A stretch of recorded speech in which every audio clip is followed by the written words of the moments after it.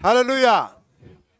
ಕರ್ತನು ನಮ್ಮನ್ನು ಅನುಗ್ರಹ ಮಾಡುವವರಾಗಿದ್ದಾರೆ, ನಮ್ಮನ್ನು ಪ್ರೀತಿಸುತ್ತಾರೆ, ನಮ್ಮ ಮೇಲೆ ಅಕ್ಕರೆಯು ದಯೆಯಾಗಿದ್ದಾರೆ. ಆದ್ದರಿಂದ ನಮಗೆ ನಮ್ಮ ಸಂಗಡ ಮಾತಾಡುವುದರಲ್ಲಿ, ನಮ್ಮನ್ನು ಬೋಧಿಸುವುದರಲ್ಲಿ, ನಮ್ಮನ್ನು ಉಪದೇಶಿಸಿ ನಮ್ಮನ್ನು ಸರಿ ಮಾಡುವುದರಲ್ಲಿ ಒಳ್ಳೆಯ ಗುರುವಾಗಿ ಪಡೆದಿದ್ದೇವೆ. ಆದ್ದರಿಂದ ಈ ದಿನದಲ್ಲಿಯೂ ನಮ್ಮನ್ನು ರಕ್ಷಿಸುವಂತೆ ಕೊಡಲ್ಪಟ್ಟ ವಾಕ್ಯ ಭಾಗ ಓದೋಣ. ಯೆಶಾಯನ ಪ್ರವಾದನ ಗ್ರಂಥ 59ನೇ ಅಧ್ಯಾಯ 1 ಮತ್ತು 2 ವಚನಗಳು. ஏசாய 59ஆம் அதிகாரம் 1-2 வசனங்கள். Isaiah 59th chapter 1st and 2nd verse, page number 795. இதோ ரட்சிக்க கூடாதபடிக்கு கர்த்தருடைய கை குறுகி போகவும் இல்லை. ரட்சிக்க கூடாதபடிக்கு கர்த்தருடைய கை குறுகி போகவும் இல்லை. அவருடைய செவி மந்தமாகவும் இல்லை. உங்கள் அக்கிரமங்களே உங்களுக்கும், உங்கள் அக்கிரமங்களே உங்களுக்கும், உங்கள் தேவனுக்கும் நடுவாக, உங்கள் தேவனுக்கும் நடுவாக பிரிவினை உண்டாக்குகிறது. பிரிவினை உண்டாக்குகிறது. உங்கள் பாவங்களே அவர் உங்களுக்கு செவிகொடாதபடிக்கு அவருடைய முகத்தை உங்களுக்கு மறைக்கிறது. ಇಗೋ ಕರ್ತನ ಹಸ್ತವು ರಕ್ಷಿಸಲಾರದಂತೆ ಮೋಟುಗೈ ಅಲ್ಲ, ಆತನ ಕಿವಿಯು ಕೇಳಲಾರದ ಹಾಗೆ ಕಿವುಡು ಅಲ್ಲ. ಆದರೆ ನಿಮ್ಮ ಅಪರಾಧಗಳೇ ನಿಮ್ಮ ದೇವರಿಂದ ನಿಮ್ಮನ್ನು ಅಗಲಿಸುತ್ತಾ ಬಂದಿವೆ, ನಿಮ್ಮ ಪಾಪಗಳೇ ಆತನು ಕೇಳಲಾರದಂತೆ ಆತನ ಮುಖಕ್ಕೆ ಅಡ್ಡವಾಗಿದೆ. ಯೆಶಾಯ ಪ್ರವಾದನ ಗ್ರಂಥ ಕ್ರೈಸ್ತರಿಗಾಗಿ ಬರೆಸಲ್ಪಡದೆ ಇಸ್ರಾಯೇಲರಿಗಾಗಿ ಬರೆಸಲ್ಪಟ್ಟದ್ದು. ಯಾಕಂದರೆ ಹಳೆ ಒಡಂಬಡಿಕೆ ಫುಲ್ ಕ್ರೈಸ್ತರಿಗಾಗಿ ಅಲ್ಲ, ಇಸ್ರಾಯೇಲರಿಗಾಗಿ ಬರೆಸಲ್ಪಟ್ಟದ್ದು. ಈ ಇಸ್ರಾಯೇಲರ ನಂಬಿಕೆ ಮೆಸ್ಸಿಯನಾದ ಯೇಸು ಸ್ವಾಮಿ ಮೇಲೆ ಇಲ್ಲದೆ ಹೋದಾಗ, ಆತನನ್ನು ತಿರಸ್ಕಾರ ಮಾಡಿದಾಗ, ಅವರು ಬೇಡ ಅಂದದ್ದನ್ನು ಅನ್ಯರಿಗೆ ಕೊಡುವಂತೆ ಅವಕಾಶ ಕೊಡಲ್ಪಟ್ಟಿತ್ತು. ಹಾಗೆ ಕ್ರೈಸ್ತರೆಂಬ ಗುಂಪು ಉಂಟಾಗಿದೆ. ಅದರಿಂದ ಇಸ್ರಾಯೇಲರಲ್ಲಿ ಯಾರೆಲ್ಲ ಯೇಸು ಸ್ವಾಮಿಯನ್ನು ಸ್ವೀಕರಿಸಿಕೊಂಡ್ರೋ ಅವರು ಮತ್ತು ಅನ್ಯರಾದ ನಮ್ಮಲ್ಲಿ ಯಾರೆಲ್ಲ ಸ್ವೀಕರಿಸಿಕೊಂಡ್ರೋ ಅವರನ್ನು ಕ್ರೈಸ್ತರನ್ನಾಗಿ ಆರಿಸಿಕೊಂಡು ಅವರಿಗಾಗಿ ಹೊಸ ಒಡಂಬಡಿಕೆಯನ್ನು ಬರೆಸಿಕೊಟ್ಟಿದ್ದಾರೆ. ಹಾಗಾದರೆ ಹಳೆ ಒಡಂಬಡಿಕೆಯು ಕ್ರೈಸ್ತರಿಗಾಗಿ ಬರೆಸಲ್ಪಡದೆ ಹಳೆ ಒಡಂಬಡಿಕೆ ಸಂಪೂರ್ಣವಾಗಿ ಇಸ್ರಾಯೇಲರಿಗಾಗಿ ಮಾತ್ರ ಬರೆಸಲ್ಪಟ್ಟದ್ದು. ಆದರೂ ಕೂಡ ಇಸ್ರಾಯೇಲರಿಗಾಗಿ ಬರೆಸಲ್ಪಟ್ಟಾಗಲೂ ಕೂಡ ನಾವು ನಮ್ಮ ಸತ್ಯವೇದದಲ್ಲಿ ಹಳೆ ಒಡಂಬಡಿಕೆ ಎಂಬ ಒಂದು ಭಾಗವನ್ನು, ಹೊಸ ಒಡಂಬಡಿಕೆ ಎಂಬ ಇನ್ನೊಂದು ಭಾಗವನ್ನು ಓದುತ್ತೇವೆ. ನಮಗೆ ಬರೆಸಲ್ಪಡಲಿಲ್ಲ ಅಂದರೆ ಮತ್ತೆ ಯಾಕೆ ಅದು ನಮ್ಮ ಬಳಿಯಲ್ಲಿದೆ, ನಾವು ಯಾಕೆ ಅದನ್ನು ಓದಬೇಕು ಎಂಬೊಂದು ಪ್ರಶ್ನೆ ನಮ್ಮಲ್ಲಿ ತೋರುತ್ತದಲ್ಲ. ಯಾಕೆ ಅಂದರೆ ಹಳೆ ಒಡಂಬಡಿಕೆಯನ್ನು ಹೊಸ ಒಡಂಬಡಿಕೆಯನ್ನು ಬರೆಸಿಕೊಟ್ಟ ದೇವರು ಒಬ್ಬನು ಮಾತ್ರವೇ. ಹಳೆ ಒಡಂಬಡಿಕೆಯಲ್ಲಿ ನಾನು ಏನೆಲ್ಲ ಬುದ್ಧಿ ಹೇಳಿಕೊಟ್ಟೆ, ಆ ಜನ ಹೆಂಗೆ ಮೋಸ ಮಾಡ್ಕೊಂಡ್ಬಿಟ್ರು, ನೀವು ಅವ್ರ ಥರ ಮೋಸ ಹೋಗಬೇಡಿ, ಅವ್ರಿಗಿಷ್ಟೆಲ್ಲ ಬುದ್ಧಿ ಹೇಳಿದೆ, ಈಗೆಲ್ಲ ಅವ್ರಿಗೆ ಆಲೋಚನೆ ಹೇಳಿಕೊಟ್ಟೆ, ಅವ್ರಿಂದ ನಷ್ಟ ಮಾಡಿಕೊಂಡ್ರು, ನೀವು ಆ ರೀತಿ ಮೋಸ ಹೋಗಬಾರದು ಎಂಬುದಕ್ಕಾಗಿ ಅಲ್ಲಿ ಹೇಳಿಕೊಟ್ಟದನ್ನೆಲ್ಲ ಪುನಃ ನೆನಪು ಮಾಡುವಂತೆ ಹೊಸ ಒಡಂಬಡಿಕೆಯಲ್ಲಿ ಬರೆಸಲ್ಪಟ್ಟಿದೆ. ಹೊಸ ಒಡಂಬಡಿಕೆಗೂ ಹಳೆ ಒಡಂಬಡಿಕೆಗೂ ಹೆಚ್ಚಾದ ವ್ಯತ್ಯಾಸವಿರುವುದಿಲ್ಲ. ಅಲ್ಲಿ ಇಸ್ರಾಯೇಲರಿಗಾಗಿ ಹೊಸ ಒಡಂಬಡಿಕೆ, ಇಸ್ರಾಯೇಲರು ಮತ್ತು ಅನ್ಯರಾದ ನಮಗಾಗಿ ಇಬ್ಬರಿಗೂ ಸೇರಿಸಿ ಹೊಸ ಒಡಂಬಡಿಕೆ. ಆದರೆ ದೇವರು ಸೇಮ್. ಆದರೆ ಅವರಿಗಾದ ಆಜ್ಞಾವಿಧಿ ಹಳೆ ಒಡಂಬಡಿಕೆ ಪ್ರಕಾರವಾಗಿ, ನಮಗಾದ ನ್ಯಾಯ ತೀರ್ಪು ಹೊಸ ಒಡಂಬಡಿಕೆ ಪ್ರಕಾರವಾಗಿ. ನಮಗೆ ಹಳೆ ಒಡಂಬಡಿಕೆ ಪ್ರಕಾರವಾಗಿ ನ್ಯಾಯ ತೀರ್ಪು ಇರುವುದಿಲ್ಲ. ನಮ್ಮಲ್ಲಿ ಸುನ್ನತಿ ಮಾಡಿಕೊಳ್ಳಲಿಲ್ಲ ಅಂತ ಹೇಳಿದ್ರೆ ನಮ್ಮನ್ನು ದೇವರು ಕೊಲ್ಲೋದಿಲ್ಲ. ಆದರೆ ಮೋಶೆ ಸುನ್ನತಿ ಮಾಡಿಕೊಳ್ಳಲಿಲ್ಲ ಅಂತ ಹೇಳಿದಾಗ ದೇವರು ತಕ್ಷಣ ಅವನನ್ನು ಕೊಲ್ಲುವುದಕ್ಕೆ ದೂದು ಕಳಿಸ್ಬಿಟ್ರು, ಅವನ ಮಗುವನ್ನು ಕೊಲ್ಲು ಬಂದ್ಬಿಟ್ರು. ಯಾಕಂದರೆ ಸುನ್ನತಿ ಮಾಡಲಿಲ್ಲ, ಕೊಲೆ ಆಗಬೇಕು. ಆದರೆ ನಿನಗೆ ನನಗೆ ಅಪಾಯ ಇಲ್ಲ, ಯಾಕೆಂದರೆ ನಾವು ಹಳೆ ಒಡಂಬಡಿಕೆಯವರಲ್ಲ. ಹಳೆ ಒಡಂಬಡಿಕೆ ನಮ್ಮನ್ನು ಆಳ್ವಿಕೆ ಮಾಡುವುದಿಲ್ಲ. ಹಳೆ ಒಡಂಬಡಿಕೆ ರಕ್ಷಣೆ ಆಗದೆ ಹೋಗಿರುವ ಆ ಇಸ್ರಾಯೇಲರಿಗೆ ಆಗುತ್ತೆ, ರಕ್ಷಣೆಯಾದ ಇಸ್ರಾಯೇಲರಿಗೆ ಹೊಸ ಒಡಂಬಡಿಕೆ ಆಗುತ್ತದೆ. ಎರಡು ಗ್ರೂಪು. ಅಂದರೆ ಅರ್ಥ, ಯೇಸು ಸ್ವಾಮಿಯ ಶಿಷ್ಯರಲ್ಲಿ 12 ಮಂದಿ ಅಪೊಸ್ತಲರಿದ್ರಲ್ಲ, ಅವರೆಲ್ಲ ಯಾರು? ಇಸ್ರಾಯೇಲರೇ. ಸೊ ಅವರು ಇಸ್ರಾಯೇಲರೇ. ಅಂದರೆ ಅಲ್ಲಿ ಇಸ್ರಾಯೇಲರಲ್ಲಿ ಯಾರೆಲ್ಲ ನಂಬಲಿಲ್ವೋ ಅವರಲ್ಲಿ ಬಿಡುಗಡೆ ಆದವರೇ ಈ ನಂಬುವ ಜನ. ಆ ಇಸ್ರಾಯೇಲರಿಗಾಗಿಯೂ ಅಲ್ಲಿ 3,000 ಜನ ಆದಿ ಸಭೆಯಲ್ಲಿ ದೀಕ್ಷಾಸ್ನಾನ ಮಾಡಿಕೊಂಡ್ರಲ್ಲ, ಇಸ್ರಾಯೇಲರು ತಾನೆ. ಸೊ ಆ ಇಸ್ರಾಯೇಲರೊಂದಿಗೆ ನಮ್ಮನ್ನು ಸೇರಿಸಿ ಹೊಸ ಒಡಂಬಡಿಕೆಯಾಗಿಸಿದ್ದಾರೆ. ಸೊ ನಮಗೆ ಕನ್ಫ್ಯೂಷನ್ ಆಗಬಾರದು.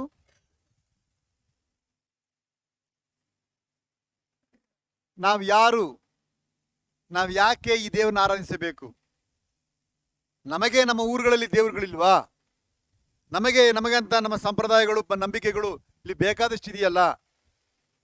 ಹೀಗಿರುವಾಗ ನಾವ್ಯಾಕೆ ಯೇಸು ಸ್ವಾಮಿಯನ್ನು ನಂಬಬೇಕು? ಯೇಸು ಸ್ವಾಮಿಯೇ ದೇವರಂತ ಏಕೆ ನಾವು ಅಂಗೀಕಾರ ಮಾಡಿಕೊಳ್ಳಬೇಕು ಎಂಬ ಪ್ರಶ್ನೆ ನಮ್ಮಲ್ಲಿ ತೋಡುತ್ತಲ್ಲ. ಅದಕ್ಕೆ ಉತ್ತರವೆಲ್ಲ ಆಳವಡಿಕೆಯಲ್ಲಿದೆ. ಈ ಲೋಕಕ್ಕೆ ಒಬ್ಬನು ಮಾತ್ರವೇ ದೇವರಿದ್ದಾರೆ, ಆತನಲ್ಲದೆ ಬೇರೆ ದೇವರಿಲ್ಲ ಅಂತ ಪ್ರಕಟಿಸ್ತಾ ಬಂದನು. ಅದನ್ನು ತಿಳ್ಕೊಳ್ಳುವುದಕ್ಕೆ ಇಷ್ಟಪಟ್ಟವರೇ ಇಸ್ರಾಯೇಲರು. ಆ ಇಸ್ರಾಯೇಲರ ನಂಬಿಕೆಯೊಂದಿಗೆ ನಮ್ಮನ್ನು ಸೇರಿಸಿಕೊಂಡಿದ್ದಾರೆ. ಅವರು ಊರೆಣ್ಣೆ ಮರ, ನಾವು ಕಾಡೆಣ್ಣೆ ಮರ. ಅವರೊಂದಿಗೆ ನಮ್ಮ ಒಂದು ಬೇರನ್ನು ರೆಂಬೆಯನ್ನು ಕಟ್ ಮಾಡಿ ಅವರೊಂದಿಗೆ ಸೇರಿಸಿ ಕಸಿ ಮಾಡಿದ್ದಾರೆ. ಇಸ್ರಾಯೇಲರ ಸದಮಲ ಸ್ವಾಮಿಯಾದ ಕರ್ತನ ದೇವರನ್ನು ಆರಾಧಿಸುವುದಕ್ಕೆ ನಿನಗೂ ನನಗೂ ಅವಕಾಶ ಮಾಡಿಕೊಟ್ಟಿದ್ದಾರೆ. ಹಾಗಿರುವಾಗ ನಾವು ಕಾಡೆಣ್ಣೆ ಮರವು ಊರೆಣ್ಣೆ ಮರ ಜೊತೆಗೆ ಸೇರ್ಕೊಂಡಿದ್ದೀವಿ. ಹಾಗಾದರೆ ಊರೆಣ್ಣೆ ಮರದ ನಂಬಿಕೆ ಏನು? ಅವರ ಏನು ನಂಬಿಕೆಯೋ ಆ ನಂಬಿಕೆಯನ್ನು ನಾವು ಫಾಲೋ ಮಾಡಬೇಕಾಗಿದೆ. ಆದರೆ ಅವ್ರಿಗಾದ ಆಜ್ಞಾವಿಧಿ ನ್ಯಾಯ ತೀರ್ಪು ಹರಡುವಿಕೆ ಪ್ರಕಾರವಾಗಿ, ನನಗೋ ನಿನಗೋ ಹೊಸ ಒಡಂಬಡಿಕೆ ಪ್ರಕಾರವಾಗಿ. ಆದರೆ ನಾವುಗಳು ಸರಿ, ಇಸ್ರಾಯೇಲರು ಸರಿ, ಆರಾಧಿಸುವ ದೇವರು ಮಾತ್ರ ಏಕನೇ, ಒಬ್ಬನೇ ಮಾತ್ರ. ಅದರಲ್ಲಿ ವ್ಯತ್ಯಾಸವಿಲ್ಲ. ಹಳೆ ಒಡಂಬಡಿಕೆ ಆಗಲಿ ಹೊಸ ಒಡಂಬಡಿಕೆ ಆಗಲಿ ಅವರಿಗೆ ಅದು ಅಪ್ಡೇಟ್ ಆಗಿರ್ತದೆ. ಕ್ರೈಸ್ತರದ ನಮಗೆ ಇದು ಅಪ್ಡೇಟ್ ಆಗಿರುತ್ತೆ. ಯಾವುದು ಕೊರತೆ ಇಲ್ಲ, ಡಿಫ್ರೆನ್ಸ್ ಇಲ್ಲ. ಇದನ್ನು ಅರ್ಥ ಮಾಡಿಕೊಳ್ಳಬೇಕು. ಈ ಹಳೆ ಒಡಂಬಡಿಕೆ ಮುಗ್ದೋಗಿಲ್ಲ, ಅದು ಹಂಗೆ ಇದೆ, ಅದು ಹಾಗೆ ಇದೆ, ಪೆಂಡಿಂಗ್ ಎಲ್ಲ ಇದೆ. ಒಂದು ಗ್ಯಾಪಿನಲ್ಲಿ ನಮ್ಮನ್ನು ಒಳಗೆ ಸೇರಿಸಿದ್ದಾರೆ. ನಾವು ರಕ್ಷಣೆಯಾಗಿ ಕರ್ತನೊಂದಿಗೆ ಮೇಗಳೊಂದಿಗೆ ಒಯ್ಯಲ್ಪಟ್ಟ ಮೇಲೆ ಪುನಃ ತಿಳಿದು ಬರುವಾಗ ಮತ್ತೆ ಹಳೆ ಒಡಂಬಡಿಕೆ ಕಂಟಿನ್ಯೂ ಆಗುತ್ತೆ. ಮತ್ತೆ ಅಲ್ಲಿ 1,44,000 ಜನ ರಕ್ಷಣೆ ಆಗಬೇಕು, ಆ ಹಳೆ ಒಡಂಬಡಿಕೆ ಕವರ್ ಆಗಬೇಕು. ಸೊ ಒಂದು ಗ್ಯಾಪಿನಲ್ಲಿ ನಮ್ಮನ್ನು ಒಳಗೆ ಸೇರಿಸ್ಕೊಂಡಿದ್ದಾರೆ ಅಷ್ಟೇ. ಸೊ ಹಳೆ ಒಡಂಬಡಿಕೆ ದೇವರು ಮುಕ್ತಾಯವಾಗಲಿಲ್ಲ, ಹೊಸವಾಗಿ ಹೇಳುವ ದೇವರು ಮುಕ್ತ ಆಗಲಿಲ್ಲ, ಎರಡು ಅಲ್ಲಿದೆ. ಆದರೆ ನಾವು ಹಳೆ ಒಡಂಬಡಿಕೆ ಸಂಬಂಧಪಟ್ಟವರಲ್ಲ ಎಂಬುದನ್ನು ಖಚಿತಪಡಿಸಿಕೊಳ್ಳಬೇಕು. ಒಡಂಬಡಿಕೆ ಮಾತ್ರ ವ್ಯತ್ಯಾಸ, ಆದರೆ ದೇವರು ಮಾತ್ರ ಸೇಮ್. ಆತನ ಉಪದೇಶ ಸೇಮ್, ಆತನ ನ್ಯಾಯ ತೀರ್ಪು ಸೇಮ್, ಎಲ್ಲ ಸರಿಯಾಗಿದೆ. ಹಳೆ ಒಡಂಬಡಿಕೆಯಲ್ಲಿ ಏನೆಲ್ಲ ಬರೆಸಲ್ಪಟ್ಟಿದೆಯೋ ಅದುವೇ ಹೊಸ ಒಡಂಬಡಿಕೆಯಲ್ಲಿ ಇರುವುದು. ಬರೀ ಸಣ್ಣ ಪುಟ್ಟ ವ್ಯತ್ಯಾಸಗಳು ಮಾತ್ರ. ಅವರಿಗೆ ಸುನ್ನತಿಯಾಗಿತ್ತು, ನಮಗೆ ದೀಕ್ಷಾಸ್ಥಾನವಾಗಿತ್ತು. ಅವರಿಗೆ ಸಬ್ಬತ್ತಾಗಿತ್ತು, ನಮಗೆ ಕರ್ತನ ದಿನವಾಗಿದೆ. ಹೀಗೆ ಕೆಲವು ಕಾರ್ಯಗಳು ಮಾತ್ರವೇ ಬದಲಾವಣೆ, ಉಳಿದೆಲ್ಲ ಸೇಮೇ ಆಗಿದೆ, ಎಲ್ಲ ಅದೇ ಆಗಿದೆ. ಆದ್ರಿಂದ ನಾವು ಕನ್ಫ್ಯೂಸ್ ಆಗಿ ನಾವು ಹಳೆ ಒಡಂಬಡಿಕೆಗೆ ನಾವು ಫಾಲೋ ಮಾಡೋಕ್ಕಾಗಲ್ಲ, ಹೊಸ ಒಡಂಬಡಿಕೆಗೆ ನಾವು ಸಂಬಂಧಪಟ್ಟವರಾಗಿರ್ಬೇಕು. ಸರಿ, ಹಳೆ ಒಡಂಬಡಿಕೆಯನ್ನು ಯಾಕೆ ಇಲ್ಲಿ ಸೇರಿಸಲ್ಪಟ್ಟಿದೆ? ಯಾಕೆ ಅಂತ ಹೇಳಿದ್ರೆ ಕ್ರೈಸ್ತರಿಗೆ ಏನು ನಂಬಿಕೆಯೋ ಅದೇ ನಂಬಿಕೆಯೇ ಇದೆ. ಇದರಿಂದ ಬಂತು, ಇಸ್ರಾಯೇಲರಿಂದಲೇ ಬಂದಿತ್ತು. ಇಸ್ರಾಯೇಲರು ಹೇಗೆ ನಂಬುತ್ತಾರೋ ಅದನ್ನೇ ನಾನು ನೀನು ನಂಬುವುದಕ್ಕೆ ಬರೆಯಲ್ಪಟ್ಟಿದೆ. ನೋಡಿ, ಇಲ್ಲಿ ಕೂಡ ಬರೆಸಲ್ಪಟ್ಟಿದೆ, ಇಸ್ರಾಯೇಲರೇ ಕೇಳ್ರಿ, ನಿಮ್ಮ ದೇವರಾದ ಕರ್ತನು ಒಬ್ಬನೇ ಕರ್ತನು. ಸೊ ಆ ಒಬ್ಬನೇ ಕರ್ತನು ಯಾರೆಂದು ನಮಗೆ ತೋರಿಸಿಕೊಟ್ಟದ್ದೇ ಈ ಸತ್ಯವೇದ. ಹೊಸ ಒಡಂಬಡಿಕೆಯಲ್ಲಿ ಆ ದೇವರು ಮನುಷ್ಯ ರೂಪದಲ್ಲಿ ನಮ್ಮ ಹಾಗೆ ತಾಯಿಯ ಹೊಟ್ಟೆಯಲ್ಲಿ ಹುಟ್ಟಿ ಬರುವುದಕ್ಕೆ ಒಬ್ಬ ದೇವರು ಕುರುವೆ ಮಾಡಿಕೊಂಡು ಬಂದರು. ಯೇಸು ಎಂಬ ಹೆಸರಿನಲ್ಲಿ ತನ್ನನ್ನು ತಗ್ಗಿಸಿಕೊಳ್ಳುವವರಾಗಿ ನಮ್ಮನ್ನು ರಕ್ಷಿಸುವುದಕ್ಕೆ ದಯ ತೋರಿಸುವುದಕ್ಕೆ ಬಂದರು. ಆ ದೇವರು ಈ ಹಳೆ ಒಡಂಬಡಿಕೆ ದೇವರು ಯಾರೆಂದು ವಿವರಿಸಿ ತೋರಿಸಿದರು. ಅರ್ಥ ಮಾಡಿಕೊಂಡವರು ಭಾಗ್ಯವಂತರಾದರು. ಯಾರೆಲ್ಲ ತಿರಸ್ಕರಿಸಿದ್ರೋ ಅವರೆಲ್ಲ ಯೇಸು ಸ್ವಾಮಿಯನ್ನು ಶಿಲುಬೆಯಲ್ಲಿ ಹಾಕಿಬಿಟ್ರು. ಈಗೋ ಕರ್ತನ ಹಸ್ತವು ರಕ್ಷಿಸಲಾರದಂತೆ ಮೋಟುಗೈ ಅಲ್ಲ, ಆತನು ಎಂಥವರನ್ನು ರಕ್ಷಿಸುವುದಕ್ಕೆ ಶಕ್ತನಾಗಿದ್ದಾರೆ. ಎಂಥವರನ್ನು ರಕ್ಷಿಸುವ ಶಕ್ತನಾಗಿರುವಾಗ ಯಾಕೆ ಹಳೆ ಒಡಂಬಡಿಕೆ ಹೊಸ ಒಡಂಬಡಿಕೆ ಅಂತ ಸೆಪರೇಟ್ ಮಾಡಬೇಕು? ಆತನ ಹಳೆ ಒಡಂಬಡಿಕೆಯಲ್ಲಿ ಎಲ್ಲವನ್ನು ಮಾಡಬೇಕಾಗಿತ್ತಲ್ಲ. ಆತನ ಎಲ್ಲಾದ್ರೂ ಫೇಲ್ಯೂರ್ ಆಗ್ಬಿಟ್ರಾ, ಆತನೆಲ್ಲದು ಸೋತೋಗ್ಬಿಟ್ರ, ಆತನ ಬಲಹೀನವಾಗ್ಬಿಟ್ರ, ಇಲ್ಲ ಆತನಿಗೆ ರಕ್ಷಿಸಕ್ಕಾಗದೆ ಅಸಾಧ್ಯವಾದ ಕಾರ್ಯಗಳೇನಾಗಿತ್ತ? ಅದು ಯಾವುದೂ ಇಲ್ಲ. ಯಾಕೆ ವಾಕ್ಯ ಹೇಳ್ತದೆ, ಕರ್ತನ ಹಸ್ತ ಅಂದ್ರೆ ಕರ್ತನ ಕೈ ರಕ್ಷಿಸಲಾರದಂತೆ ಮೋಟುಗೈಯಲ್ಲ. ಅದು ಮೋಟುಗೈ ಅಂದ್ರೆ ಕೈ ಮುಂದೆ ಆಗದೆ ಹಿಂಗೆ ಆಗ್ಬಿಟ್ಟಿದಿಲ್ಲ, ಕುರುಪಿತರ, ಆ ರೀತಿ ಕೈಯ ಇಲ್ಲವೇ ಇಲ್ಲ, ಮೋಟುಗೈಯಲ್ಲ. ಆತನು ರಕ್ಷಿಸುವುದಕ್ಕೆ ಸಾಧ್ಯ. ಹೀಗಿದ ಮೇಲೆ ಯಾಕೆ ಹಳೆ ಒಡಂಬಡಿಕೆ ಎಲ್ಲ ಪೆಂಡಿಂಗ್ ಆಗಿಬಿಡ್ತು? ಯಾಕೆ ಅದು ಕಂಪ್ಲೀಟ್ ಆಗಲಿಲ್ಲ, ಫಿನಿಶ್ ಆಗದ ಹಂಗೆ ಉಳ್ಕೊಂಡಿದೆ? ಯಾಕೆ ಅದ್ರ ಜೊತೆಗೆ ಹೊಸ ಒಡಂಬಡಿಕೆ ಪ್ರಾರಂಭ ಆಯಿತು, ಅಲ್ಲಿ ಯಾಕೆ ಬ್ಯಾಲೆನ್ಸ್ ಬಂದ್ಬಿಡ್ತು ಎಂಬ ಪ್ರಶ್ನೆ ಬರುತ್ತಲ್ಲ. ಅದಕ್ಕೆ ಉತ್ತರವಿದೆ. ಆತನ ಕಿವಿಯು ಕೇಳಲಾರದ ಹಾಗೆ ಕಿವುಡೂ ಅಲ್ಲ, ಯಾರು ಪ್ರಾರ್ಥಿಸಿಕೊಳ್ಳುತ್ತಾರೆ ಅವರ ಪ್ರಾರ್ಥನೆ ಕೇಳೋದಕ್ಕೆ ಆತನ ಕಿವಿ ಕೂಡ ಜೀವವುಳ್ಳದಾಗಿದೆ.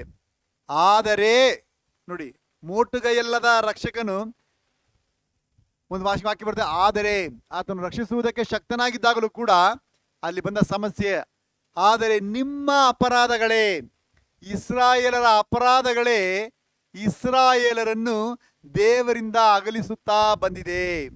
ಇಸ್ರಾಯೇಲರ ಪಾಪಗಳೇ ಆತನು ಕೇಳಲಾರದಂತೆ ಆತನ ಮುಖಕ್ಕೆ ಅಡ್ಡವಾಗಿದೆ.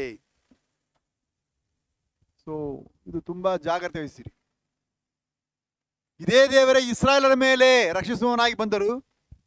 ಆದರೆ ಎಂಬ ಪದ ಬರುವಾಗ ಆತನ ಉದ್ದೇಶಕ್ಕೆ ಅವರು ವಿರುದ್ಧವಾಗಿದ್ದರು. ಆದ್ದರಿಂದ ಅವರು ಪ್ರಾರ್ಥಿಸಿಕೊಂಡಾಗಲೂ, ಅವರು ಆರಾಧಿಸುವರಾದಾಗಲೂ, ಅವರು ಕರ್ತನನ್ನ ನಾಮವನ್ನು ಹೇಳುವರಾದಾಗಲೂ ಅವರಿಗೆ ದೇವರು ಸಹಾಯ ಮಾಡೋಕ್ಕಾಗಲಿಲ್ಲ. ಆದರೆ ಆತನು ಯಾರು? ಎಂಥವರನ್ನು ರಕ್ಷಿಸುವುದಕ್ಕೆ ರಕ್ಷಕನಾಗಿರೋ ದೇವರು. ಆತನ ಕರ್ತನಸ್ತವರು ರಕ್ಷಿಸಲಾರದಂತೆ ಮೋಟುಗೈಯಲ್ಲ, ಅದು ಬಲಹೀನವಾದ ದೇವರಲ್ಲ, ಎಂಥವನ್ನು ರಕ್ಷಿಸಲು ಶಕ್ತನಾಗಿದ್ದಾರೆ. ಆದರೆ ಇಸ್ರಾಯೇಲರ ಅಪರಾಧಗಳು ಇಸ್ರಾಯೇಲರನ್ನು ದೇವರಿಂದ ಅಗಲಿಸ್ತಾ ಬಂದ್ಬಿಡ್ತು. ಅದೇ ಪ್ರೋಸೆಸ್ ಅಲ್ಲೇ ನೀನು ನಾನು ಇದ್ದೀವಿ. ಹೊಸ ಒಡಂಬಡಿಕೆಯಲ್ಲಿ ಅದೇ ದೇವರೇ ನಮ್ಮನ್ನು ರಕ್ಷಿಸುವುದಕ್ಕೆ ಶಕ್ತನಾಗಿದ್ದಾರೆ, ಆತನು ಮೋಟುಗೈಯಲ್ಲ. ಇದನ್ನು ಓದುವವರಾದ ನಾವು ಹಳೆಯೊಡಂಬಡಿಕೆಯವರಲ್ಲ, ಹೊಸ ಒಡಂಬಡಿಕೆಯವರು. ಸೊ ಅವರನ್ನು ರಕ್ಷಿಸಲು ಶಕ್ತನಾಗಿದ್ದ ದೇವರು ಯಾಕೆ ರಕ್ಷಿಸಲಿಲ್ಲ ಅಂದ್ರೆ, ಅವರ ಪಾಪಗಳು ದೇವರಿಂದ ಏನ್ ಮಾಡ್ತು? ಅಗಲಿಸ್ತಾ ಬಂದ್ಬಿಡ್ತು. ಆದ್ದರಿಂದ ಅವರು ಕೂಗಿಕೊಂಡಾಗಲೂ, ಅವರು ಕೇಳಿಕೊಂಡಾಗಲೂ ಅವರನ್ನು ಬಿಡಿಸುವುದಕ್ಕೆ ದೇವರಿಗೆ ಅದು ಅಡ್ಡವಾಗ್ಬಿಡ್ತು. ಅದೇ ದೇವರನ್ನೇ ನಾವು ಆರಾಧಿಸುತ್ತಿದ್ದೇವೆ. ಇಸ್ರಾಯೇಲರ ಸದಮಲ ಸ್ವಾಮಿಯೇ ಕರ್ತನಾದ ಯೇಸು ಸ್ವಾಮಿಯಾಗಿ ನಮ್ಮ ಮುಂದೆ ಕಾಣಿಸಿಕೊಂಡಿದ್ದಾರೆ. ಆದ್ದರಿಂದ ಇಸ್ರಾಯೇಲರಿಗೆ ಏನೇನೋ ಹೆಸರುಗಳು ಕೊಡಲ್ಪಟ್ಟಿತ್ತು ದೇವನ ಆರಾಧಿಸುವುದಕ್ಕೆ. ಕೊನೆಗೆ ಫೈನಲ್ ಆಗಿ ಒಂದೇ ಒಂದು ಹೆಸರು, ಎಲ್ಲಾ ನಾಮಕ್ಕಿಂತ, ನಾಮ ಅಂದ್ರೆ ಎಲ್ಲಾ ಹೆಸರಿಗಿಂತ ಮೇಲಾದ ಹೆಸರುಳ್ಳವನಾಗಿ, ಕರ್ತನಾದ ಯೇಸು ಕ್ರಿಸ್ತನೆಂಬ ಹೆಸರುಗಳನ್ನು ಪಡೆದವನಾಗಿ ಈ ದೇವರು ನಮಗೆ ಪ್ರಕಟವಾದನು. ಆತನಿಗೆ ಯೇಸು ಎಂದು ಹೆಸರಿಡ್ರಿ, ಯಾಕೆಂದ್ರೆ ಆತನು ತನ್ನ ಜನರನ್ನು ಅವರ ಪಾಪಗಳಿಂದ ಬಿಡಿಸಿ ಕಾಯುತ್ತಾನೆ, ರಕ್ಷಿಸುತ್ತಾನೆ. ನಮ್ಮನ್ನು ರಕ್ಷಿಸುವುದಕ್ಕೆ ಅಂತ ಹೆಸರುಳ್ಳವನಾಗಿ ಕಂಡು ಬಂದರು. ಆತನು ಮೋಟುಗೈ ಉಳ್ಳವನಲ್ಲ, ಆತನು ಎಂಥವನ್ನು ರಕ್ಷಿಸುವುದಕ್ಕೆ ಸಾಧ್ಯ. ಆತನು ಯೇಸುವಾಗಿರುವುದರಿಂದ ನೀನು ಮಾನಸಾಂತರ ಪಡೆದಿದ್ದರೆ, ನೀನು ಆತನಿಗೆ ಕಿವಿಗೊಡದಿದ್ದರೆ, ನೀನು ಆತನ ಚಿತ್ತ ಮಾಡದಿದ್ದರೆ, ನೀನು ಆತನಿಗೆ ಪ್ರಿಯವಾಗಿ ನಡೆಯದಿದ್ದರೆ, ನೀನು ಆತನಿಗೆ ವಿರೋಧ ನಿಂತುಕೊಂಡ್ರೆ ನಿನ್ನ ರಕ್ಷಿಸುವುದಕ್ಕೆ ಆತನಿಗೆ ಅಸಾಧ್ಯವಾಗುತ್ತದೆ. ಆದರೆ ಆತನ ಯಾರು? ಎಂಥವನನ್ನು ರಕ್ಷಿಸುವುದಕ್ಕೆ ಶಕ್ತನಾಗಿರೋ ದೇವರು. ಕರ್ತನ ಹಸ್ತವು ರಕ್ಷಿಸಲಾರದಂತೆ ಮೋಟುಗೈಯಲ್ಲ. ನಾವು ಅರಸ ದೇವರಿಗೆ ಆತ ನೆನ್ನೆ, ಇವತ್ತು, ನಾಳೆ ಏಕರೀತಿ. ಇಸ್ರಾಯೇಲರನ್ನು ರಕ್ಷಿಸುವುದಕ್ಕೆ ಶಕ್ತನಾಗಿ ಬಂದಾಗಲೂ ಕೂಡ ಅವರ ಅಪರಾಧಗಳು ದೇವರಿಂದ ಅವರನ್ನು ಅಗಲಿಸ್ತಾ ಬಂದಿದ್ದರಿಂದ ಅವರನ್ನು ರಕ್ಷಿಸಲಿಲ್ಲ. ಅದೇ ದೇವರೇ ಇವತ್ತು ಇದ್ದಾರೆ ಮಾರ್ಪಡದವರಾಗಿ. ನಮ್ಮನ್ನು ರಕ್ಷಿಸುವುದಕ್ಕೆ ಯೇಸು ಕ್ರಿಸ್ತನ ಹೆಸರುಳ್ಳವನಾಗಿ ಬಂದಿದ್ದಾರೆ. ಆದರೆ ನಮ್ಮ ಅಪರಾಧಗಳು ದೇವರ ನಡುವೆ ಅಗಲಿಸ್ತಾ ಬಂದ್ರೆ, ನಮ್ಮ ಪಾಪಗಳು ನಮ್ಮನ್ನೇ ಹಿಂಬಾಲಿಸ್ತಾ ಬರ್ತಾ ಇದ್ರೆ, ಅದೇ ದೇವರಿಗೆ ಯೇಸು ಕ್ರಿಸ್ತನ ಹೆಸರುಳ್ಳವನಾಗಿ ಬಂದಾಗಲೂ ಕೂಡ ನಮ್ಮನ್ನು ರಕ್ಷಿಸೋಕ್ಕೆ ಸಾಧ್ಯವಾಗಲ್ಲ. ಅದು ನಮಗೆ ಅಡ್ಡ ಬಂದ್ಬಿಡುತ್ತೆ. ಇದನ್ನು ಮರಿಬಾರದು.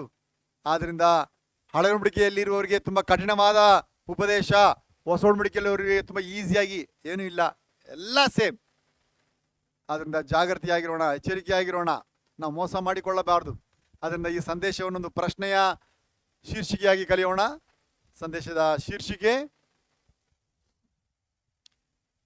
ನಮ್ಮ ಯಾವ ಅಪರಾಧಗಳು ದೇವರಿಂದ ಅಗಲಿಸುತ್ತಾ ಬಂದುದರಿಂದ ಮೋಟುಗೈ ಅಲ್ಲದ ಕರ್ತನ ಹಸ್ತವು ನಮ್ಮನ್ನು ரட்சிಸಲಾರದಾಯಿತು. நம்முடைய எந்த அக்கிரமங்கள் தேவனிடமிருந்து பிரிவினை உண்டாக்குகிறபடியால் குறுகி போகாத கர்த்தரின் கை நம்மை ரட்சிக்க கூடாமல் போனது என்ன? What sins of ours has separated us from God, that the Lord's hand, which are not too short, cannot save us. ಯಾವ ಅಪರಾಧ, ಯಾವ ಅಕ್ರಮ ನಮ್ಮನ್ನು ದೇವರಿಂದ ಅಗಲಿಸ್ತಾ ಬಂದ್ಬಿಡ್ತು? ಆತನು ರಕ್ಷಕನಾಗಿ ಬಂದನು. ಮೋಟುಗೈಯಲ್ಲದ ರಕ್ಷಕನಾಗಿ ಬಂದಾಗಲೂ ಕೂಡ ಇಸ್ರಾಯೇಲ್ ರಕ್ಷಿಸಕ್ಕಾಗಲಿಲ್ಲ. ಮುಖ್ಯವಾದ ಅಪರಾಧಗಳು ಅವರ ಹಿಂದೆ ಬರ್ತಾ ಇತ್ತು. ಅದನ್ನು ಬಿಟ್ಟು ಅವ್ರು ಓಡೋಕೆ ಇಷ್ಟಪಡಲಿಲ್ಲ. ಅದು ಅವರನ್ನು ಹಿಂಬಾಲಿಸಿ ಬರುವಂತೆ, ಅದನ್ನೇ ಪ್ರೀತಿಸುವಂತೆ ಕಾರ್ಯ ಮಾಡಿಬಿಟ್ರು. ಆದರೆ ವಾಕ್ಯ ಹೇಳ್ತದೆ, ನಿಮ್ಮ ಅಪರಾಧಗಳೇ, ಇಸ್ರಾಯೇಲರ ಅಪರಾಧಗಳೇ, ಇವತ್ತು ಕ್ರೈಸ್ತರ ಅಪರಾಧಗಳೇ ನಮ್ಮನ್ನು ದೇವರಿಂದ ಅಗಲಿಸ್ತಾ ಬರ್ತಾ ಇದೆ. ಅದು ಯಾವುದೆಂದು ನಾವು ಕಂಡುಹಿಡಿದುಕೊಂಡು ಯೇಸು ಸ್ವಾಮಿ ಬೇಕಾ, ಈ ಅಕ್ರಮಗಳು ಬೇಕಾ, ಈ ಅಪರಾಧಗಳು ಬೇಕಾ ತೀರ್ಮಾನಿಸಿಕೊಳ್ಳೋಣ. ಯೇಸು ಸ್ವಾಮಿ ಯಾರ ಮೇಲೆ ಒತ್ತಡ ಸೇರಿಸುವನಲ್ಲ, ಯಾರನ್ನು ಫೋರ್ಸ್ ಮಾಡುವವನಲ್ಲ. ಆದಾಮನಿಗೆ ಕೂಡ ಇದೇ ಹಣ್ಣನ್ನು ತಿನ್ಬೇಕು, ಇದನ್ನು ತಿನ್ಬೇಡ ಅಂತ ಅಪ್ಪಣೆ ಕೊಡಲಿಲ್ಲ. ನೀನು ಡಿಸೈಡ್ ಮಾಡಂತ ಹೇಳಿದರು. ಅದೇ ದೇವರು ಇವತ್ತು ಕೂಡ ನಿನಗೆ ಅಕ್ರಮಗಳೇ ಬೇಕಾ, ಅಪರಾಧಗಳೇ ಬೇಕಾ, ಅಥವಾ ಯೇಸು ಬೇಕಾ, ನೀನೇ ಡಿಸೈಡ್ ಮಾಡಿಕೊ. ಆದರೆ ದೇವರಿಗೆ ಎಂಥವನ್ನು ರಕ್ಷಿಸುವುದಕ್ಕೆ ಶಕ್ತನಾಗಿದ್ದಾರೆ. ಆದರೆ ನಿನ್ನ ಅಪರಾಧಗಳು ನಿನ್ನನ್ನು ದೇವರೊಂದಿಗೆ ಹಿಂಬಾಲಿಸ್ತಾ ಬಂದು ನಿನ್ನ ಅಗಲಿಸ್ತಾ ಬಂದರೆ ನಿನಗೆ ಸಹಾಯ ಮಾಡೋಕ್ಕಾಗಲ್ಲ ಎಂಬುದೇ ಕಾರ್ಯ. ಆದ್ದರಿಂದ ಇಸ್ರಾಯೇಲರ ಮೇಲೆ ದೊಡ್ಡ ಶಿಕ್ಷೆ ಉಂಟಾಗಿ ಇವತ್ತು ಅವರಿಗೆ ದೇವನ ಆರಾಧಿಸಕ್ಕೆ ಅವಕಾಶ ಇಲ್ಲ. ಇಡೀ ಲೋಕ, ಎಲ್ಲ ದೇಶದವರು, ಎಲ್ಲ ಭಾಷೆಯವರು, ಎಲ್ಲ ಖಂಡದವರು ಇವತ್ತು ಭಾನುವಾರದ ಆರಾಧನೆ ಮಾಡುವಾಗ ಇಸ್ರಾಯೇಲ್ರಿಗೆ ಮಾತ್ರ ಆರಾಧನೆ ಇಲ್ಲ. ಅವರಿಗೆ ಸಭೆ ಇಲ್ಲ, ಆರಾಧನೆ ಇಲ್ಲ. ಅವ್ರಿಗೆ ಅವ್ರು ಆಡೋಕ್ಕಾಗಲ್ಲ, ಅವ್ರು ದೇವರಕ್ಕೆ ಓದೋಕ್ಕಾಗಲ್ಲ, ಅವ್ರು ಪ್ರಾರ್ಥನೆ ಮಾಡೋಕ್ಕಾಗಲ್ಲ. ಇವತ್ತು ಅವ್ರು ಅಳ್ತಾ ಇದ್ದಾರೆ. ಸೊಲೊಮೋನ ಕಟ್ಟಿದ ದೇವಾಲಯ ಎಲ್ಲ ಒಡೆದೋಗಿ ಒಂದೊಂದು ಗೋಡೆ ಮಾತ್ರ ಉಳಿದಿದೆ. ಆ ಗೋಡೆ ಮೇಲೆ ಹೋಗಿ ತಲೆ ಹೊಡ್ಕೊಂಡು ಅಳ್ತಾವ್ರೆ. ದೇವರೇ, ಇಡೀ ಲೋಕ ನಿಮ್ಮನ್ನು ಹುಡುಕುತ್ತಿದೆ, ಆದರೆ ನಾವು ನಿಮ್ಮ ಜ್ಯೇಷ್ಠ ಪುತ್ರರು, ನಮಗೆ ಸಿಗಲಿಲ್ಲ ಅಂತ ಹೇಳಿ ಅಳ್ತಿದ್ದಾರೆ. ಯಾಕೆ? ಮೋಟುಗ ಇಲ್ಲದ ರಕ್ಷಕನಾಗಿ ಅವರ ಬಳಿಗೆ ಬಂದಾಗಲೂ ಕೂಡ ಅವರ ಅಪರಾಧಗಳು ದೇವರಿಂದ ಅವರನ್ನು ಅಗಲಿಸ ಬಂದವರು ಜಾಗ್ರತೆ ವಹಿಸಲಿಲ್ಲ. ಈಗ ಅವ್ರಿಗೆ ಆರಾಧನೆ ಇಲ್ಲ. ಅವರಿಗೆ ಆರಾಧನೆ ಇಲ್ಲ ಅಂದರೆ ಒಂದಿನ ನಿನಗೂ ಆರಾಧನೆ ಇಲ್ಲದವರಾಗಿ ಹೋಗ್ಬಿಡ್ತೀರಾ. ಮತಾಂತರ ಕಾಯ್ದೆ ಬಂದಾಗ ನಿಮ್ಮೆಲ್ಲ ಗೊತ್ತಾಯ್ತಲ್ಲ, ಪರ್ಮಂಟಾದ ಕಾರ್ಯ ಬಂದ್ಬಿಡುತ್ತೆ, ಜೋಪಾನ. ಆದ್ದರಿಂದ ನಮ್ಮ ದೇವರು ಎಂಥವನ್ನು ರಕ್ಷಿಸುವುದಕ್ಕೆ ಶಕ್ತನಾಗಿದ್ದಾರೆ, ಮೋಟುಗೈ ಇಲ್ಲದ ಸಂರಕ್ಷಕನು. ಆದರೆ ನಮ್ಮ ಅಪರಾಧಗಳು ನಮ್ಮನ್ನು ಹಿಂಬಾಲಿಸ್ತಾ ಬರುವಂತೆ ದೇವರಿಂದ ನಮ್ಮನ್ನು ಅಗಲಿಸ್ತಾ ಬಂದ್ಬಿಟ್ರೆ ನಾವು ಮೋಸ ಹೋಗ್ಬಿಡ್ತೀವಿ. ಹಾಗಾದರೆ ದೇವರ ಮಕ್ಕಳಿಗೆ, ದೇವರ ಮಕ್ಕಳಂದ್ರೆ ಅದರ ಅರ್ಥ ನಾವು ದೇವರ ಮಕ್ಕಳು, ನಾವು ಪಾಪವನ್ನೇ ಮಾಡ್ತಾ ಇಲ್ಲ, ನಾವೆಲ್ಲ ಪರಿಶುದ್ಧ ಜನ ಅಂತ ನೆನೆಸಿಕೊಳ್ಳಬೇಡ್ರಿ. ಹುಷಾರು. ಹೇಗೆ ಕರೆನ್ಸಿಯಲ್ಲಿ ನೋಟು, RBI ನೋಟ್ಸ್ ಇದೆಯಲ್ಲ, ನಮ್ಮ ನೋಟ್ ಏನು ಬರೀ ನೋಟಲ್ಲ, 10 ರೂಪಾಯಿ, 20 ರೂಪಾಯಿ, 50 ರೂಪಾಯಿ, 100 ರೂಪಾಯಿ ಎಲ್ಲ ನೋಟ್ ಇದೆಯಲ್ಲ, ಏನು ಹೇಳ್ತೀರ ಅದಕ್ಕೆ? ರೂಪಾಯಿ. ಅದಲ್ಲಿ ಒರಿಜಿನಲ್ ಇದೆ, ಡೂಪ್ಲಿಕೇಟ್ ಇದೆ. ನೋಡೋಕ್ಕೆ ರೆಡ್ಡು ಒಂದೇ ಥರ ಇರುತ್ತೆ. ಎರಡೂ ಚಲಾವಣೆಯಲ್ಲಿ ಓಡ್ತಾ ಇರುತ್ತೆ. ಯಾರಾದರೂ ಕೊಟ್ಟಂಗೆ ಗೊತ್ತೇ ಆಗಲ್ಲ. ನಾವೆಲ್ಲೋ ಒಂದು ಕೊಟ್ಬಿಟ್ಟು ಅವ್ನು ಚೇಂಜ್ ಕೊಡುವಾಗ ಅವನ ಯಾವುದೋ ಸಿಕ್ಬಿಡುತ್ತೆ, ನಮ್ಗೆ ಗೊತ್ತೇ ಆಗಲ್ಲ. ಹಾಗೆ ದೇವರ ಮಕ್ಕಳಿಗೂ ಕೂಡ ಯಾವುದು ಅಪರಾಧ, ಯಾವುದು ಭಕ್ತಿ ಎಂಬ ವ್ಯತ್ಯಾಸ ಗೊತ್ತಿಲ್ಲದೆಯೇ ಅದನ್ನು ಮಾಡಿಬಿಡ್ತೀವಿ. ಇಸ್ರಾಯೇಲ್ ಹಾಗೆ ನೆನೆಸ್ಕೊಂಡ್ಬಿಟ್ರು. ಆದ್ದರಿಂದ ವಾಕ್ಯ ಹೀಗೆ ಬರೆಸಿದೆ, ಜ್ಞಾನೋಕ್ತಿಗಳು 28ನೇ ಅಧ್ಯಾಯ 18ನೇ ವಚನ, ನೀತಿಮೊழிகள் 28:18, Proverbs 28th chapter 18th verse, page number 722.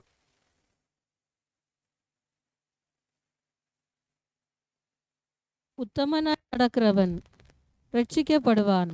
உத்தமனாய் நடக்கிறவன் ரட்சிக்கப்படுவான். மாறுபாடான இருவழியில் நடக்கிறவனோ ಅವற்றிಲ್ ಒಂದಿಲ್ ವಿಳುವಾನ್. ಸನ್ಮಾರ್ಗಿಗೆ ಉದ್ಧಾರ ಅಂದರೆ ರಕ್ಷಣೆ, ವಕ್ರ ಮಾರ್ಗಿಗೆ ತಟ್ಟನೆ ಪತನ. ಈ ಸತ್ಯದ ಯಾರು ಬರೆಸಿಕೊಟ್ಟಿದೆ? ದೇವರ ಮಕ್ಕಳಿಗೆ, ಸಭೆಯವರಿಗೆ. ಅವರು ಓದಿ ಸರಿಯಾಗಿ ನಡೆಯುವುದಕ್ಕದೆ. ಆದರೆ ದೇವರ ಮಕ್ಕಳು ಮಾರ್ಗ ಅಲ್ಲ, ಕ್ರಿಸ್ತನ ಮಾರ್ಗವೇ ನೆನೆಸ್ಕೊಂಡ್ಬಿಡ್ತಾರೆ. ಇಲ್ಲಿ 2 ಮಾರ್ಗ ಇದೆ. ಸನ್ಮಾರ್ಗ ಅಂತ ಒಂದಿದೆ, ವಕ್ರ ಮಾರ್ಗ ಅಂತ ಇದೆ. ನೋಡಕ್ಕೆ 2 ಒಂದೇ ಥರನೇ ಇರುತ್ತೆ. ಯಾರಾದ್ರು ಕೇಳಿದ್ರೆ ನಾವು ಕ್ರೈಸ್ತರು, ನಾವು ಕೂಡ ದೇವಜನರು, ನಾವು ಕೂಡ ಲಾರ್ಡ್ ಚರ್ಚಿನ ವಿಶ್ವಾಸಿಗಳು ಅಂತ ಜಂಬವಾಗಿ ಹೇಳ್ಕೊಳ್ಳೋಕೆ ಪ್ರಯಾಸ ಪಡ್ತಾರೆ. ಸನ್ಮಾರ್ಗವು ವಕ್ರ ಮಾರ್ಗವು ಜಾಗ್ರತೆ ವಹಿಸಿಕೊಳ್ಳಿ. ಸನ್ಮಾರ್ಗ ಅಂದರೆ ದೇವರು ಹೇಳುವ ರೀತಿಯಲ್ಲಿಯೇ ನಡೆಯುವುದೇ ಸನ್ಮಾರ್ಗ. ಅದರಲ್ಲಿ ನಡೆಯುವವನಿಗೆ ರಕ್ಷಣೆ. ವಕ್ರ ಮಾರ್ಗ ಅಂದರೆ 2 ರೀತಿಯಾಗಿ, ಒಂದು ನಾಣ್ಯಕ್ಕೆ 2 ಮುಖ ಇರ್ತದಲ್ಲ, ಒಂದು ಕಡೆ ಹೆಡ್ ಅಂಡ್ ಟೈಲ್ಸ್ ಇರುತ್ತೆ, ಒಂದು ಕಡೆ ನಂಬರ್ಸ್ ಇರುತ್ತಲ್ಲ. ಆ ರೀತಿ 2 ಮುಖ ಇರುವ ಹಾಗೆ ಒಂದು ವಿಶ್ವಾಸಿ ಕರ್ತನ ಬಳಿಗೆ ಬಂದಾಗ ದೇವರ ಮನುಷ್ಯನಾಗಿರ್ತಾನೆ, ಲೋಕದಲ್ಲಿರುವಾಗ ಲೋಕ ಮನುಷ್ಯನಾಗಿರ್ತಾನೆ. ಈಗ 2 ಮುಖವುಳ್ಳವನಾಗಿರ್ತಾನೆ. ಇಲ್ಲಿ ಬಂದಾಗ ಹೌದು ನಾನು ದೇವ್ರ ಮಗವಾಗಿ ಜೀವಿಸಬೇಕು, ಪರಿಶುದ್ಧನಾಗಿರ್ಬೇಕು ಅಂತ ತೀರ್ಮಾನಿಸ್ತಾನೆ. ಸೈತಾನ ಸನ್ನಿಧಿ ಹೋದಾಗ ಅದೆಲ್ಲ ಪರವಾಗಿಲ್ಲ ಬಿಟ್ಟು ನೋಡ್ಕೊಳ್ಳೋಣ, ಒಂದು ಸಾರಿ ಇಡ್ಬೋಣ ಅಂತೇಳಿ ಚೇಂಜ್ ಆಗಿಬಿಡ್ತಾನೆ. ಸೊ ಇವನಿಬ್ಬರು ಕ್ರೈಸ್ತರೇ. ಅದೇ ವಾಕ್ಯ ಹೇಳ್ತದೆ, ಸನ್ಮಾರ್ಗಿಯು ವಕ್ರ ಮಾರ್ಗಿಯು 2 ವಿಷಯ. ಆದರೆ ಸನ್ಮಾರ್ಗದಲ್ಲಿ ನಡೆಯುವವನಿಗೆ ಮಾತ್ರವೇ ರಕ್ಷಣೆ. ಸನ್ಮಾರ್ಗಿಗೆ ಉದ್ಧಾರ ಅಂದ್ರೆ ರಕ್ಷಣೆ, ವಕ್ರ ಮಾರ್ಗಿಗೆ ತಟ್ಟನೆ ಪತನ. ಅವನು ಬಿದ್ದೋಗ್ಬಿಡ್ತಾನೆ. ಅವನಿಗೆ ಗೊತ್ತಾಗೋದಿಲ್ಲ ತಾನು ಮಾಡ್ತಿರೋದು ಭಕ್ತಿ ನೆನೆಸ್ಕೊಳ್ತಾನೆ. ಆದರೆ ತಾನು ಭಕ್ತಿ ಎಂದು ನೆನೆಸಿಕೊಂಡು ಅವನು ತನ್ನ ಅರಿವಿಲ್ಲದೆಯೇ ಅಪರಾಧಗಳನ್ನೇ ತನ್ನನ್ನು ಹಿಂಬಾಲಿಸಿ ಬರುವಂತೆ ದೇವರಿಂದ ತನ್ನನ್ನು ಅಗಲಿಸಿ ಬಿಡುವ ಈ ಅಪಾಯವನ್ನು ಅರ್ಥ ಮಾಡಿಕೊಳ್ಳದೆ ಮೋಸ ಮಾಡಿಕೊಳ್ಳುತ್ತಾನೆ. ಯಾಕೆಂದ್ರೆ ಅವನು ಸನ್ಮಾರ್ಗದಲ್ಲಿ ನಡೆಯುವವನಾಗಿರದೆ ಅವನು ವಕ್ರ ಮಾರ್ಗಿಯಾಗಿ, ಎರಡು ಮುಖವುಳ್ಳವನಾಗಿ, ಎರಡು ಉದ್ದೇಶವುಳ್ಳವನಾಗಿ, ಎರಡು ರೀತಿಯ ಗುಣ ತೋರಿಸುವವನಾಗಿ, ಡಬಲ್ ಮೈಂಡೆಡ್, ಡಬಲ್ ಗೇಮ್. ಅರ್ಥ ಮಾಡ್ಕೊಳಕ್ಕಾಗಲ್ಲ. ಹುಷಾರಪ್ಪ, ಇವರು ಒಂದೇ ತರ ಅಲ್ಲ, ಯಾವಾಗ ಬೇಕಾದ್ರೆ ಟರ್ನ್ ಆಗ್ತಾರೆ, ಹುಷಾರು ಅಂತ ಕೆಲವೊಂದು ಹೇಳ್ತಾರಲ್ಲ. ಯಾಕಂದ್ರೆ ಅವ್ರನ್ನು ಸೂಕ್ಷ್ಮವಾಗಿ ತೀರ್ಮಾನಿಸಕ್ಕಾಗಲ್ಲ. ನಿಜವಾಗಿ ಅವ್ರು ದೇವ್ರ ಕಡೆನೇನಾ, ಅವ್ರು ಯೇಸು ಸ್ವಾಮಿ ಕಡೆನೇನಾ, ಅಥವಾ ಇವರು ಸೈತಾನ ಕಡೆ ಕೂಡ ಇದ್ದಾರಾ ಕಂಡುಹಿಡಿಯಕ್ಕೆ ಆಗಲ್ಲ. ವಕ್ರ ಮಾರ್ಗಿಯಾಗಿರ್ತಾನೆ. ಇಸ್ರಾಯೇಲರು ಕೂಡ ಹೀಗೆ. ಜ್ಞಾನೋಕ್ತಿಗಳು ಕೂಡ ಯಾರಿಗೆ ಬರೆಸಲ್ಪಟ್ಟಿದೆ? ಅದೇ ಇಸ್ರಾಯೇಲರು ಇರ್ತಾನೆ. ಅವ್ರಿಗೆ ಅದನ್ನ ಹಳೆ ಒಡಂಬಡಿಕೆಯಲ್ಲಿ. ಆಗ ಸನ್ಮಾರ್ಗ ಅಂತ ಒಂದು ದಾರಿ ಇದೆ, ವಕ್ರ ಮಾರ್ಗ ಅಂತ ಇದೆ. ಅದನ್ನ ನಾವು ನಡಿಬೇಕಾಗೋದು ಸನ್ಮಾರ್ಗ ಮಾತ್ರ. ಅಂದ್ರೆ ದೇವರು ಏನು ಹೇಳ್ತಾರೋ ಹಂಗೆ ಮಾಡಬೇಕು. ವಕ್ರ ಮಾರ್ಗ ಅಂದ್ರೆ ದೇವ್ರು ಹೇಳೋದನ್ನು ಮಾಡೋಣ, ನನ್ನ ಮನಸ್ಸು ಏನು ಹೇಳ್ತೋ ಅದನ್ನು ಕೂಡ ಮಾಡೋಣ. ನಾನೇನು ಮುಟ್ಟಾಳಣ, ನನಗೆ ಅಷ್ಟು ಅರಿವಿಲ್ವಾ, ನನಗೆ ತಿಳುವಳಿಕೆ ಇಲ್ವಾ, ನಾನು ಓದಿದ್ದೀನಲ್ಲ, ನಾನು ಡಿಗ್ರಿ ಮಾಡಿದ್ದೀನಲ್ಲ, ನನಗೂ ಬುದ್ಧಿ ಇದೆ, ನನಗೂ ತಿಳುವಳಿಕೆ ಇದೆ ಅಂತ ಹೇಳಿ ತನ್ನ ಮನಸ್ಸು ಹೇಳುವುದನ್ನು ಕೂಡ ಮಾಡೋಕ್ಕೆ ಪ್ರಯಾಸ ಪಡ್ತಾನೆ. ಅವನು ವಕ್ರ ಮಾರ್ಗಿಯಾಗಿ ತಟ್ಟನೆ ಪತನದೊಂದಿಗೆ ಮುಕ್ತಾಯಗೊಳ್ಳುತ್ತಾನೆ. ಇದುವೇ ಇಸ್ರಾಯೇಲ್ಗೆ ಬಂದ ಅಪಾಯ. ಈ ಅಪರಾಧಗಳು ಅವರನ್ನು ಹಿಡಿದು ಬಿಡ್ತು. ದೇವಜನರೇ, ನಾವು ಜಾಗ್ರತೆ ವಹಿಸೋಣ. ನಮಗೆ ಅರಿವಿಲ್ಲದೆಯೇ ನಾವು ಸನ್ಮಾರ್ಗದಲ್ಲಿ ನಡೆಯುತ್ತೇವೆ ನೆನೆಸಿಕೊಂಡು ವಕ್ರ ಮಾರ್ಗವನ್ನು ಕೂಡ ನಾವು ಹಿಂಬಾಲಿಸುತ್ತಾ ನಾವು ದೇವರ ಮಕ್ಕಳನ್ನು ಹೇಳಿಕೊಂಡು ದೇವರ ಮಕ್ಕಳಾಗಿ ನಾವು ನೆನೆಸಿಕೊಂಡು ಕೊನೆಗೆ ಮೋಸ ಮಾಡಿಕೊಳ್ಳುತ್ತೇವೆ. ಅವತ್ತು ಸಿಂಸನನ್ನು ಕೂಡ ಆದ ಅಪಾಯ. ಕರ್ತನ ಆತ್ಮನು ಅವನನ್ನು ಬಿಟ್ಟು ಹೋದದ್ದು ಅವನಿಗೆ ಗೊತ್ತೇ ಆಗಲಿಲ್ಲ.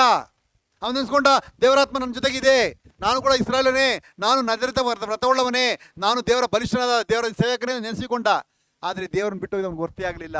ಯಾಕೆಂದ್ರೆ ಸನ್ಮಾರ್ಗದಲ್ಲಿ ನಡೆಯಬೇಕಾದವನು ವಕ್ರ ಮಾರ್ಗಿಯಾಗಿ ಮೋಸ ಹೋದದ್ದು ಅವನಿಗೆ ಅರ್ಥವಾಗಲಿಲ್ಲ. ಆದರೆ ದೇವರೋ ಮೋಟುಗೈ ಅಲ್ಲದ ರಕ್ಷಕನು. ಆದರೆ ನೀನು ಆತನ ಚಿತ್ತವನ್ನು ಸನ್ಮಾರ್ಗದಲ್ಲಿ ನಡೆದರೆ ಮಾತ್ರ ನೀನು ರಕ್ಷಿಸ್ತಾನೆ. ನೀನು ವಕ್ರ ಮಾರ್ಗದಲ್ಲಿ ನಡೆದವನಾಗಿರುವಾಗ ಆತನ ಹಸ್ತವು ಮೋಟುಗೈ ಅಲ್ಲದಿದ್ರೂ ಕೂಡ ನಮಗೆ ಸಹಾಯವಾಗಲ್ಲ. ಯೋನಾತನು ಕೂಡ ಈ ಒಂದು ಮಾತನ್ನು ಹೇಳ್ತಾನೆ. ಯೋನಾತನ್ ಯಾರು? ಸೌಲನ ಮಗ ಅಲ್ವಾ? ಆ ಒಂದು ಮಾತುಗಳು ಓದ್ರಿ. 1 ಸಾಮುವೇಲ 14ನೇ ಅಧ್ಯಾಯ 6ನೇ ವಚನ. 1 ಸಾಮುವೇಲ್ 14 ಅಧಿಕಾರಂ 6ಾம் ವಚனம். 1 Samuel 14th chapter 6th verse, page number 315. யோனத்தான் தன் ஆயுததாரியாகிய வாலிபனை நோக்கி, விருத்த சேதனம் இல்லாதவர்களுடைய அந்த தானயத்திற்கு போவோம் வா, ஒருவேளை கர்த்தர் நமக்காக ஒரு காரியம் செய்வார். அநேக பேரை கொண்டாகிலும் கொஞ்சம் பேரை கொண்டாகிலும் ரட்சிக்க கர்த்தருக்கு தடை இல்லை என்றான். ಯೋನಾತಾನನು ತನ್ನ ಆಯುಧಗಳನ್ನು ಉರುವು ನುಡಿ, ಸುನ್ನತಿ ಇಲ್ಲದ ಈ ಕಾವಲು ದಂಡಿನವರಿಗೆ ವಿರೋಧವಾಗಿ ಹೋಗೋಣ ಬಾ, ಒಂದು ವೇಳೆ ಕರ್ತನು ತಾನೇ ನಮಗೋಸ್ಕರ ಕಾರ್ಯ ನಡೆಸುವನು. ಬಹು ಜನರಿಂದಾದರೂ ಸ್ವಲ್ಪ ಜನರಿಂದಾದರೂ ರಕ್ಷಿಸುವುದು ಕರ್ತನಿಗೆ ಅಸಾಧ್ಯವಲ್ಲ ಎಂದು ಹೇಳಲು. ದೇವರಿಗೆ ಅಸಾಧ್ಯವಲ್ಲ. ಸ್ವಲ್ಪ ಜನರಿಂದಲೂ ಆತನು ರಕ್ಷಣೆ ಮಾಡಿಕೊಡ್ತಾನೆ, ಅನೇಕ ಜನರು ರಕ್ಷಣೆ ಮಾಡೋಕೆ ಮಾಡ್ತಾನೆ. ಆತನಿಗೆ ಅಸಾಧ್ಯವೇ ಇಲ್ಲ. ಆದರೆ ಮೋಟುಗೈಯಲ್ಲದ ಈ ರಕ್ಷಕನು ಇಸ್ರಾಯೇಲನ್ನು ರಕ್ಷಿಸುವುದಕ್ಕೆ ಮನಸ್ಸುಳ್ಳವನಾಗಿ ಬಂದಾಗಲೂ ಕೂಡ ಇಸ್ರಾಯೇಲರ ಅಪರಾಧಗಳು ಅವರನ್ನು ಹಿಂಬಾಲಿಸುತ್ತಲೇ ಬಂದುದರಿಂದ, ದೇವರಿಂದ ಅವರನ್ನು ಅಗಲಿಸುತ್ತಲೇ ಬಂದುದರಿಂದ ಅವರನ್ನು ರಕ್ಷಿಸುವುದು ಕರ್ತನಿಗೆ ಅಸಾಧ್ಯವಾಗಿ ಹೋಯಿತು. ಆದರೆ ಈತನು ಯಾರು? ಮೋಟುಗೈಯಲ್ಲದ ರಕ್ಷಕನು. ಆದರೆ ಇಸ್ರಾಯೇಲರು ರಕ್ಷಣೆ ಇಲ್ಲದವರಾಗಿರುವುದಂದ್ರೆ ಇವತ್ತವರಿಗೆ ಆರಾಧನೆ ಇಲ್ಲ, ಇವತ್ತವರಿಗೆ ಸಭೆ ಇಲ್ಲ, ಇವತ್ತವರಿಗೆ. ಸಂದೇಶದ ಉಪಶೀರ್ಷಿಕೆ ಹಳೆ ಒಡಂಬಡಿಕೆಯಲ್ಲಿರುವ ದೇವರಿಂದ ನಮ್ಮನ್ನು ಅಗಲಿಸುತ್ತಿರುವ 7 ಅಪರಾಧಗಳುಳ್ಳವರನ್ನು ಮೋಟುಗೈಯಲ್ಲದ ಕರ್ತನಾಸ್ತವು ரட்சிಸುವುದಿಲ್ಲ. பழைய ஏற்பாட்டில் தேவனிடமிருந்து நம்மை பிரிவினை உண்டாக்குகிற 7 அக்கிரமங்கள் உள்ளவர்களை குறுகி போகாத கர்த்தரின் கை ரட்சிப்பதில்லை. ಇಸ್ರಾಯೇಲರು ರಕ್ಷಿಸಲ್ಪಡಬೇಕೆಂದು ದೇವರು ತೀರ್ಮಾನಿಸಿದಾಗಲೂ ಕೂಡ ಅವರಿಗಾಗಿ ಮೋಟುಗೈಯಲ್ಲದ ಹಸ್ತವುಳ್ಳವನಾಗಿ ಕರ್ತನಿದ್ದಾಗಲೂ ಕೂಡ ಅವರನ್ನು ರಕ್ಷಿಸಕ್ಕಾಗಲಿಲ್ಲ. ಕಾರಣ ಅವರನ್ನು ಹಿಂಬಾಲಿಸುತ್ತಾ ಬಂದ 7 ಅಪರಾಧಗಳು. ಆದ್ದರಿಂದ ಇವುಗಳನ್ನು ನಾವು ಧ್ಯಾನಿಸುವುದರ ಮೂಲಕ ನಾವು ಕೂಡ ಇಸ್ರಾಯೇಲರ ಹಾಗೆ ಮೋಸ ಮಾಡಿಕೊಳ್ಳದಂತೆ ಮೋಟುಗೈ ಅಲ್ಲದ ಕರ್ತನ ಹಸ್ತ ನಮ್ಮನ್ನು ರಕ್ಷಿಸುವಂತೆ ನಾವು ಜಾಗ್ರತೆ ವಹಿಸೋಣ. ಹಾಗಾಗಿ ಇವುಗಳನ್ನು ಹಳೆ ಒಡಂಬಡಿಕೆಯಿಂದಲೇ ಈ 7 ಅಪರಾಧಗಳನ್ನು ನಾವು ಕಲಿಯೋಣ. ಹಾಗಾಗಿ ಮೊದಲನೆಯ ಅಪರಾಧ, ಇಸ್ರಾಯೇಲರನ್ನು ದೇವರಿಂದ ಅಗಲಿಸಿದ ಅಪರಾಧವನ್ನು ಓದಿರಿ. ಕೀರ್ತನೆಗಳು 34ನೇ ಅಧ್ಯಾಯ 18ನೇ ವಚನ, ಸಂಗೀತಂ 34:18, Sam's 34th chapter 18th verse, page number 609. நொறுங்குண்ட இருதயமுள்ளவர்களுக்கு கர்த்தர் சமீபமாயிருந்து நறுங்குண்ட ஆவியுள்ளவர்களை ರಕ್ಷಿಸಿರಾರ್. ಮುರಿದ ಮನಸ್ಸುಳ್ಳವರಿಗೆ ಕರ್ತನು ನೆರವಾಗುತ್ತಾನೆ, ಕುಗ್ಗಿ ಹೋದವರನ್ನು ಉದ್ಧಾರ ಮಾಡುತ್ತಾನೆ, ಅಂದರೆ ರಕ್ಷಣೆ ಮಾಡುತ್ತಾನೆ.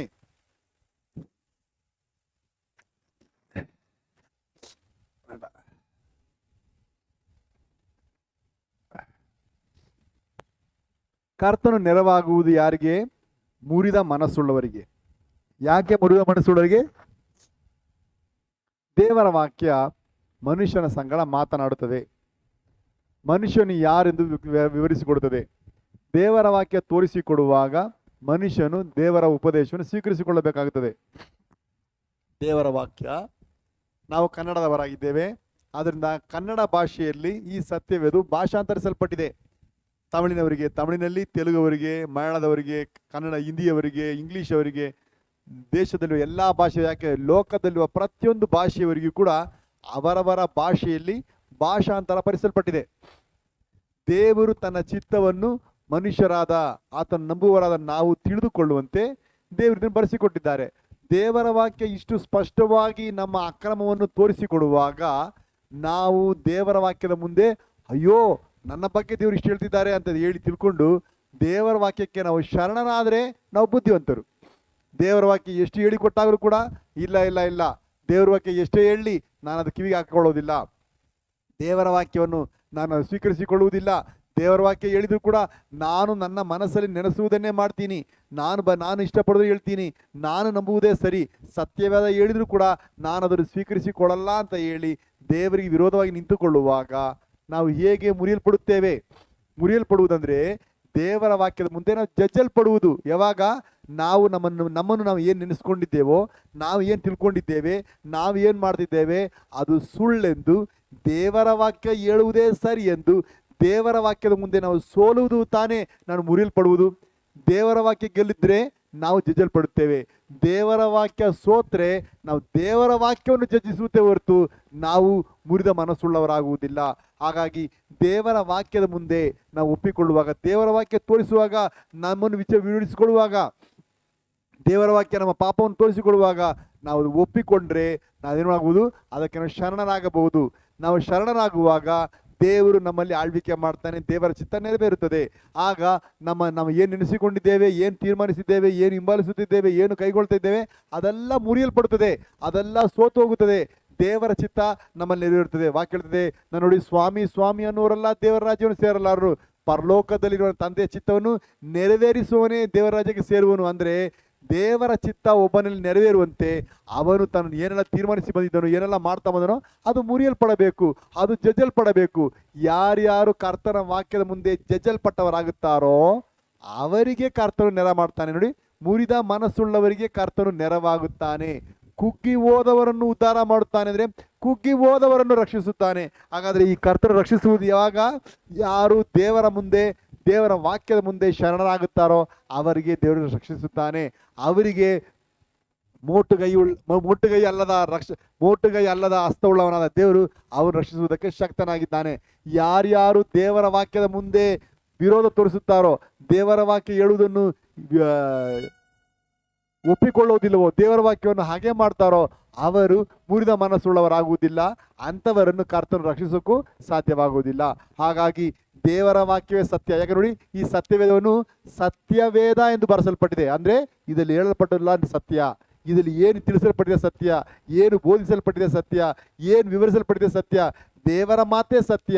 ಇದಕ್ಕೆ ವಿರುದ್ಧವಾದ ಎಲ್ಲ ಸುಳ್ಳಂತ ನಾವು ಒಪ್ಪಿಕೊಂಡವರಾಗಿ ಸತ್ಯವೇದ ಹೇಳುವುದನ್ನು ಅಂಗೀಕರಿಸಿಕೊಳ್ಳೋ ಕಲ್ತ್ಕೋಬೇಕು. ಹಾಗಾದರೆ ಸತ್ಯವೇದ ತೀರ್ಮಾನಿಸಿದರೆ ಅದುವೇ ನಿಜ ಎಂದು ಒಪ್ಪಿಕೊಳ್ಳುವವರಿಗೆ ದೇವರು ಸಹಾಯ ಮಾಡ್ತಾರೆ. ಅವರೇ ದೇವರ ವಾಕ್ಯದ ಮುಂದೆ ಮುರಿಯಲ್ಪಟ್ಟವರಾಗಿ ಜಜ್ಜಲ್ಪಟ್ಟವರಾಗಿರೋ ಜನ. ಅಂಥವರಿಗೆ ದೇವರು ಸಹಾಯ ಮಾಡ್ತಾರೆ, ಅಂಥವರಿಗೆ ನೆರವಾಗುತ್ತಾರೆ. ಅಂಥ ಕುಗಿ ಹೋದವರನ್ನೇ ಕರ್ತನು ರಕ್ಷಿಸುತ್ತಾರೆ. ಹಾಗಾಗಿ ನಾವು ಕಲಿಬೇಕಾದ ಮೊದಲನೇ ಪಾಠ ಕರ್ತನ ವಾಕ್ಯದ ಮುಂದೆ ಶರಣಾಗದೆಯೂ ಮುರಿದ ಮನಸ್ಸುಳ್ಳವರಾಗದಿರುವವರನ್ನು ಮೋಟುಗೈ ಅಲ್ಲದ ಕರ್ತನ ಹಸ್ತವು ರಕ್ಷಿಸಲಾರದು. கர்த்தருடைய வசனத்திற்கு முன்பாக ஒப்பு கொடாமலும் நொறுகுண்ட இருதயமுள்ளவர்கள் ஆகாமல் இருப்பவர்களை குறுகி போகாத கர்த்தரின் கை ರಕ್ಷಿಪದಿಲ್ಲೈ. ದೇವಜನರೇ, ಕರ್ತನು ನಮ್ಮನ್ನು ರಕ್ಷಿಸುವುದಕ್ಕೆ ಆಸಕ್ತನಾಗಿದ್ದಾರೆ. ಆತನ ಹಸ್ತವು ಮೋಟುಗೈಯಲ್ಲದ ಹಸ್ತವಾಗಿದೆ. ಆತನು ರಕ್ಷಿಸುವುದಕ್ಕೆ ಮನಸ್ಸುಳ್ಳವನಾಗಿದ್ದಾಗಲೂ ಕೂಡ ಆತ ನಮ್ಮನ್ನು ರಕ್ಷಿಸುವಂತೆ ತನ್ನ ವಾಕ್ಯವನ್ನೇ ಉಪಯೋಗಿಸುತ್ತಾನೆ. ಆದ್ದರಿಂದ ವಾಕ್ಯವು ನಮಗೆ ವಿರೋಧವಾಗಿ ಬಂದಾಗ, ನಾವು ವಾಕ್ಯಕ್ಕೆ ನಾವು ಶರಣಾದಾಗ ಆಗುತ್ತದೆ. ನಾವು ದೇವರ ವಾಕ್ಯದ ಮುಂದೆ ಶರಣಾಗದೆ, ನಾವು ದೇವರ ವಾಕ್ಯವನ್ನು ವಿರೋಧಿಸುತ್ತಾ, ದೇವರ ವಾಕ್ಯವನ್ನು ಅಂಗೀಕರಿಸಿಕೊಳ್ಳದೆ ದೇವರಿಗೆ ವಿರೋಧವಾಗಿ ನಿಂತುಕೊಳ್ಳುವಾಗ ನಾವು ಮುರಿದ ಮನಸ್ಸು ಆಗುವುದಿಲ್ಲ. ಅಂಥವರನ್ನು ಮೋಟುಗೈ ಅಲ್ಲದ ಕರ್ತನ ಹಸ್ತವು ರಕ್ಷಿಸುವುದಿಲ್ಲ. ಹಾಗಾಗಿ ಎರಡನೆಯದಾಗಿ ದೇವರಿಂದ ನಮ್ಮನ್ನು ಅಗಲಿಸುವ ಅಪರಾಧವನ್ನು ಓದೋಣ. ಅದು ಯೆಶಾಯನ ಬರೆದ ಪ್ರವಾದನ ಗ್ರಂಥ 30ನೇ ಅಧ್ಯಾಯ 15ನೇ ವಚನ. ಯೆಶಾಯ 30వ అధికారం 15వ వచనం. Isaiah 30th chapter 15th verse, page number 766. நீங்கள் மனம் திரும்பி அமர்ந்திருந்தால் ரட்சிக்கப்படுவீர்கள். அமெரிக்கையின் நம்பிக்கையுமே உங்கள் பலனாயிருக்கும் என்று இஸ்ரவேலின் பரிசுத்தராயிருக்கிற கர்த்தராகிய தேவன் சொல்கிறார். நீங்களோ அப்படி செய்ய ಮನದಿಲ್ಲದಿರುತ್ತೀர்கள். ಇಸ್ರಾಯೇಲರ ಸದಮಲ ಸ್ವಾಮಿಯಾಗಿರುವ ದೇವರಾದ ಕರ್ತನು, ನೀವು ತಿರುಗಿಕೊಂಡು ಸುಮ್ಮನಿದ್ದರೆ, ಅಂದರೆ ಪಶ್ಚಾತ್ತಾಪ ಪಟ್ಟರೆ ನಿಮಗೆ ರಕ್ಷಣೆಯಾಗುವುದು, ಶಾಂತರಾಗಿ ಭರವಸದಿಂದಿರುವುದೇ ನಿಮಗೆ ಬಲ ಎಂದು ಹೇಳಿದ್ದರೂ ನೀವು ಒಪ್ಪಿಕೊಂಡಿಲ್ಲ. ಈ ಲೋಕದಲ್ಲಿ ತುಂಬಾ ಅತಿ ದೊಡ್ಡ ಜ್ಞಾನಿಗಳು, ಅವರಾಗೆ ಜ್ಞಾನಿಗಳು ಈ ಭೂಮಿಯಲ್ಲಿ ಯಾರು ಇಲ್ಲ. ಅವರಾಗೆ ಯಾರು ಇರೋಕ್ಕಾಗಲ್ಲ. ಅದಕ್ಕೆ ಉದಾಹರಣೆ, ಈ ಲೋಕದಲ್ಲಿ ಯಾರೆಲ್ಲ ನೋಬೆಲ್ ಪ್ರೈಸ್ ತಗೊಂಡಿದ್ದಾರೆ ಚೆಕ್ ಮಾಡಿ ನೋಡಿ, ಅದರೆಲ್ಲದಲ್ಲಿ ಅವರೇ ಇದ್ದಾರೆ.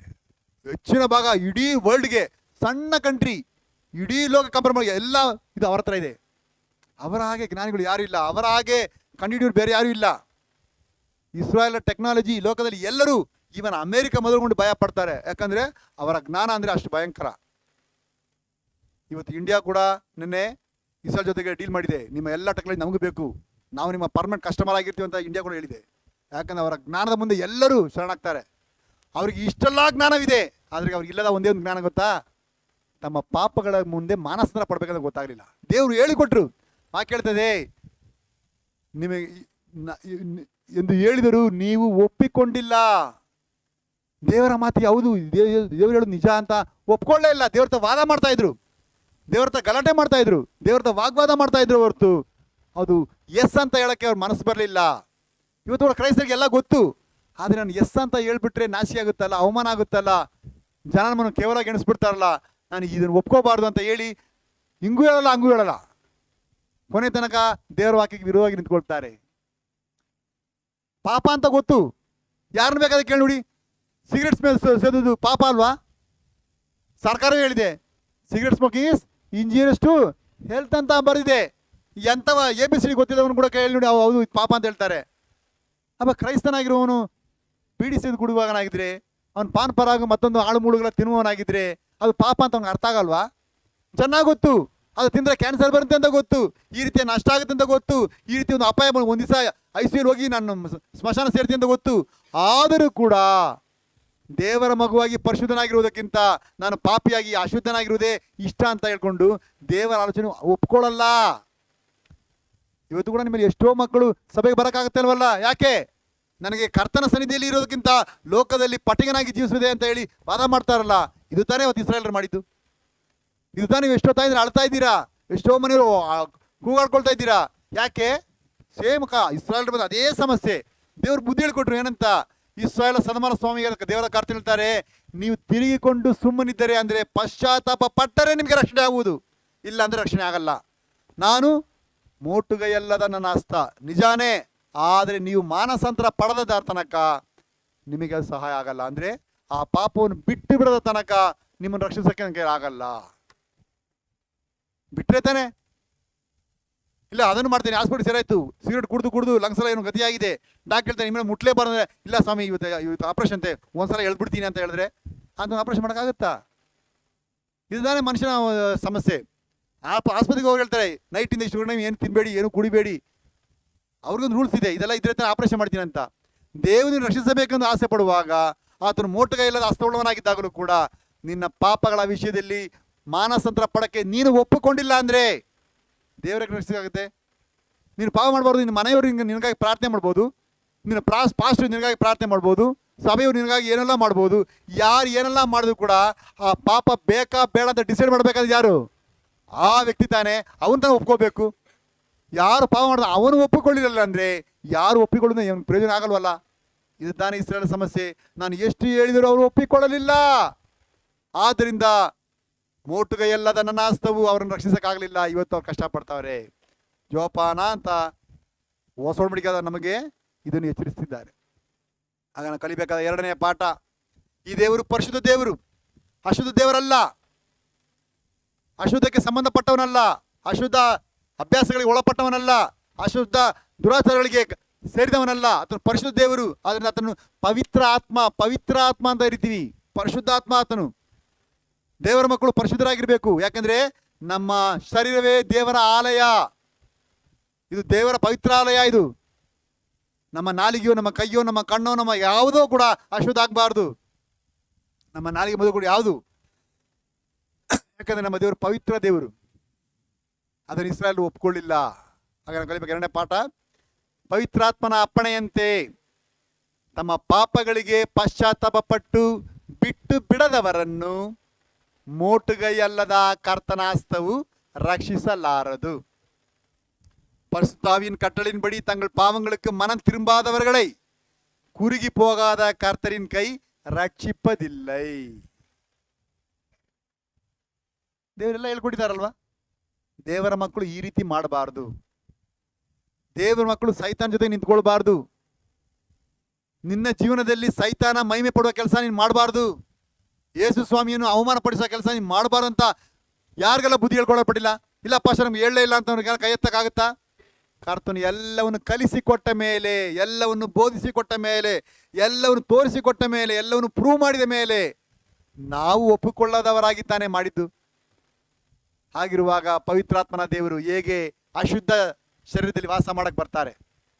ನೀವೇ ದೇವರ ಆಲಯ ಅಂತ ನಮ್ಮ ನೋಡಿ ಇಳುವಾಗ ದೇವರು ವಾಸ ಮಾಡುವುದಕ್ಕೆ ನಮ್ಮ ಅಭ್ಯಾಸಗಳು, ನಮ್ಮ ಇಷ್ಟಗಳು ದೇವರಿಗೆ ಸಹಾಯ ಮಾಡುತ್ತಾ? ದೇವರೋ ಮೋಟುಗೈಯಿಲ್ಲದ ರಕ್ಷಕನು, ಆದರೆ ನಮ್ಮ ದುರಭ್ಯಾಸಗಳು ಕರ್ತನನ್ನು ರಕ್ಷಿಸಕ್ಕಾಗಲ್ಲ. ಪವಿತ್ರಾತ್ಮನ ಅಪ್ಪಣೆಯಂತೆ ತಮ್ಮ ಪಾಪಗಳಿಗೆ ಪಶ್ಚಾತ್ತಾಪ ಪಟ್ಟು ಬಿಟ್ಟು ಬಿಡದವರನ್ನು ಮೋಟುಗೈಯಲ್ಲದ ಕರ್ತನ ಹಸ್ತ ರಕ್ಷಿಸಲಾರದು. ಇಸ್ರಾಯೇಲ್ ರಕ್ಷಿಸಲಿಲ್ಲ. ಹೊಸ ಒಡಂಬಡಿಕೆಯಲ್ಲಿ ನೀನು ಅದೇ ಅಲ್ವಾ? ಹಳೆ ಒಡಂಬಡಿಕೆ ಮಾತ್ರವಲ್ಲ, ಹೊಸ ಒಡಂಬಡಿಕೆಗೂ ಏನು ಮಾಡಬೇಕು? ತನ್ನ ಪಾಪಗಳಿಗಾಗಿ ಮಾನಸಾಂತರ ಪಡಬೇಕು. ಸೇಮ್ ರೂಲ್ಸ್ ನೋಡಿ. ಊರನ್ನೇ ಮರವಾಗಿದ್ದ ಇಸ್ರಾಯೇಲರೊಂದಿಗೆ ಕಾಳನ್ನ ಮರವಾದ ನಮ್ಮನ್ನು ಏನು ಮಾಡಿದ್ದಾರೆ? ಸೇರಿಸಿದಾಗ ಒಂದೇ ರೂಟು, ಅಂದರೆ ಆ ಮರಕ್ಕೆ ಬೇರಿಂದ ಒಂದೇ ಸಾರ, ಎರಡು ಸಾರ ಬರಲ್ಲ. ಇಸ್ರಾಯೇಲಿಗೆ ಏನು ಉಪದೇಶವೋ ಅದೇ ಉಪದೇಶ ಹೊಸ ಒಡಂಬಡಿಕೆವರೆಗೂ. ನ್ಯಾಯ ತೀರ್ಪು ಮಾತ್ರ ಬೇರೆ ರೀತಿಯಲ್ಲಿ. ಜೋಪಾನ. ಅವ್ರು ಹೇಗೆ ದೇವರ ವಾಕ್ಯದ ಮುಂದೆ ಶರಣರಾಗಬೇಕು ಅದೇ ರೀತಿ ನಾವು, ಅವ್ರು ಹೇಗೆ ಪಾಪಕ್ಕೆ ಮಾನಸ ಪಡಬೇಕು ಹಾಗೆ ನಾವು. ಏನು ವ್ಯತ್ಯಾಸವಿಲ್ಲ. ಯಾಕೆಂದ್ರೆ ಹಳೆ ಒಡಂಬಡಿಕೆಯ ಹೊಸ ಒಡಂಬಡಿಕೆ ದೇವರು ಒಬ್ಬರು ಮಾತ್ರವೇ, ಕರ್ತನ ಯೇಸು ಕ್ರಿಸ್ತನೇ. ಆತ ನಿನ್ನೆ ಇವತ್ತು ನಾಳೆ ಏಕರೀತಿ. ಒಡಂಬಡಿಕೆಗಳು ಬದಲಾವಣೆ ಆದರೂ ಕೂಡ ದೇವರು ಮಾತ್ರ ಹಾಗೆ ಸ್ಪಷ್ಟವಾಗಿ ಹಾಗೆ ನಿಂತುಕೊಂಡಿದ್ದಾರೆ. ಆದ್ದರಿಂದ ಮೋಟುಗೈಯಲ್ಲದ ಕರ್ತನ ಹಸ್ತ ಅವನು ರಕ್ಷಿಸಲಿಲ್ಲ. ನಿನಗೂ ಅದೇ ಡೇಂಜರ್ ಇದೆ. ಮೂರನೇದಾಗಿ, ದೇವರಿಂದ ನಮ್ಮನ್ನು ಅಗಲಿಸುವ ಅಪರಾಧ ಓದೋಣ. ಯೆಶಾಯನ ಪ್ರವಾದನ ಗ್ರಂಥ ನೋಡಿ. ಓದುವುದೆಲ್ಲ ಹಳೆ ಒಡಂಬಡಿಕೆಯಿಂದ ಮಾತ್ರ, ಯಾಕೆಂದ್ರೆ ಇದು ಇಸ್ರಾಯೇಲಿಗೆ ಕೊಡಲ್ಪಟ್ಟಿದ್ದು. ಯೆಶಾಯನ ಪ್ರವಾದನ ಗ್ರಂಥ 45ನೇ ಅಧ್ಯಾಯ 22ನೇ ವಚನ. ಯೆಶಾಯ 45 45 அதிகாரம் 22 வசனம். Isaiah 45th chapter 22nd verse, page number 783. பூமியின் எல்லையெங்கும் உள்ளவர்களே, என்னை நோக்கி அப்பொழுது ரட்சிக்கப்படுவீர்கள். நானே தேவன், இல்லை, வேறொருவரும் இல்லை. ಎಲ್ಲಾ ದಿಗಂತಗಳವರೇ, ನನ್ನ ಕಡೆಗೆ ತಿರುಗಿಕೊಳ್ಳಿರಿ, ರಕ್ಷಣೆ ಹೊಂದಿಕೊಳ್ಳಿರಿ. ನಾನೇ ದೇವರು, ಇನ್ನು ಯಾರು ಇಲ್ಲ. ಇದುವೇ ಇಸ್ರಾಯೇಲರ ನಂಬಿಕೆ. ಆ ನಂಬಿಕೆಯೊಂದಿಗೆ ದೇವರು ನಮ್ಮನ್ನು ಸೇರಿಸಿದ್ದಾರೆ. ಅವ್ರಿಗೆ ಎಷ್ಟು ದೇವರು ಮಾತ್ರ ಇದ್ದಾರಂತೆ? ಒಬ್ಬನೇ ದೇವರು. ಆ ದೇವರೊಂದಿಗೆ ಲೆಫ್ಟ್ ರೈಟ್ ಯಾರಿಲ್ಲ. ಒಬ್ಬನೇ ದೇವರೊಂದಿಗೆ 2-3 ಮಾಡ್ಕೊಳ್ಳೋರ್ಗೆಲ್ಲ ದೇವರು ಸಹಾಯ ಮಾಡೋಕ್ಕಾಗಲ್ಲ. ಇದುವೇ ಈ ಸಭೆ ಹೋರಾಡ್ತಾ ಇದೆ. ಈ ಸರ್ಜಾಪುರಲ್ಲಿ ಇಷ್ಟು ಸಭೆಗಳಿದ್ದಾಗಲೂ ಕೂಡ ಅವರೆಲ್ಲರೂ ಹಾಗೆ ಮಾಡುವ ವಿಷಯ ಇದೆ. ಯಾಕಂದ್ರೆ ಇಸ್ರಾಯೇಲ್ ದೇವರೇ ಅಂತ ಅರ್ಥ ಮಾಡ್ಕೊಳ್ಳಿಲ್ಲ. ಲೋಕಕ್ಕೆ ಇದು ಅರ್ಥವಾಗೋದೇ ಇಲ್ಲ. ಅನೇಕ ನೆನೆಸ್ಕೊಳ್ತಾರೆ, ನಾವು ಕೂಡ ಸನ್ಮಾರ್ಗ ನೆನೆಸ್ಕೊಳ್ತಾರೆ. ಸನ್ಮಾರ್ಗ ಎಂಬ ಹೆಸರಿನಲ್ಲಿಯೇ ವಕ್ರ ಮಾರ್ಗಕ್ಕೆ ಹೋಗ್ತಿದ್ದಾರೆ. ಯಾಕಂದ್ರೆ ಅವ್ರಿಗೆ ಗೊತ್ತಾಗ್ತಾ ಇಲ್ಲ ಈ ದೇವರು ಯಾರು. ನಾನೇ ದೇವರು, ನನ್ನ ಹೊರತು ಯಾರೂ ಇಲ್ಲ. ಹಾಗೆ ನಂಬೋರಿಗೆ ರಕ್ಷಣೆ ಇಲ್ಲ. ನೋಡಿ, ರಕ್ಷಣೆಯನ್ನು ಹೊಂದಿಕೊಳ್ಳಿರಿ, ನಾನೇ ದೇವರು, ಇನ್ನು ಯಾರು ಇಲ್ಲ. ಒಬ್ಬನೇ ದೇವರನ್ನು ಬಿಟ್ಟು 3 ದೇವರಂತ ಹೇಳಿಕೊಳ್ಳುವವರಿಗೆ ರಕ್ಷಣೆ ಇಲ್ಲ. ಆ 3 ದೇವರನ್ನವರು ಯಾರು? ಯೇಸು ಮಾತ್ರ ದೇವರನ್ನು ಒಪ್ಪಿಕೊಳ್ಳಲ್ಲ ಅವರು.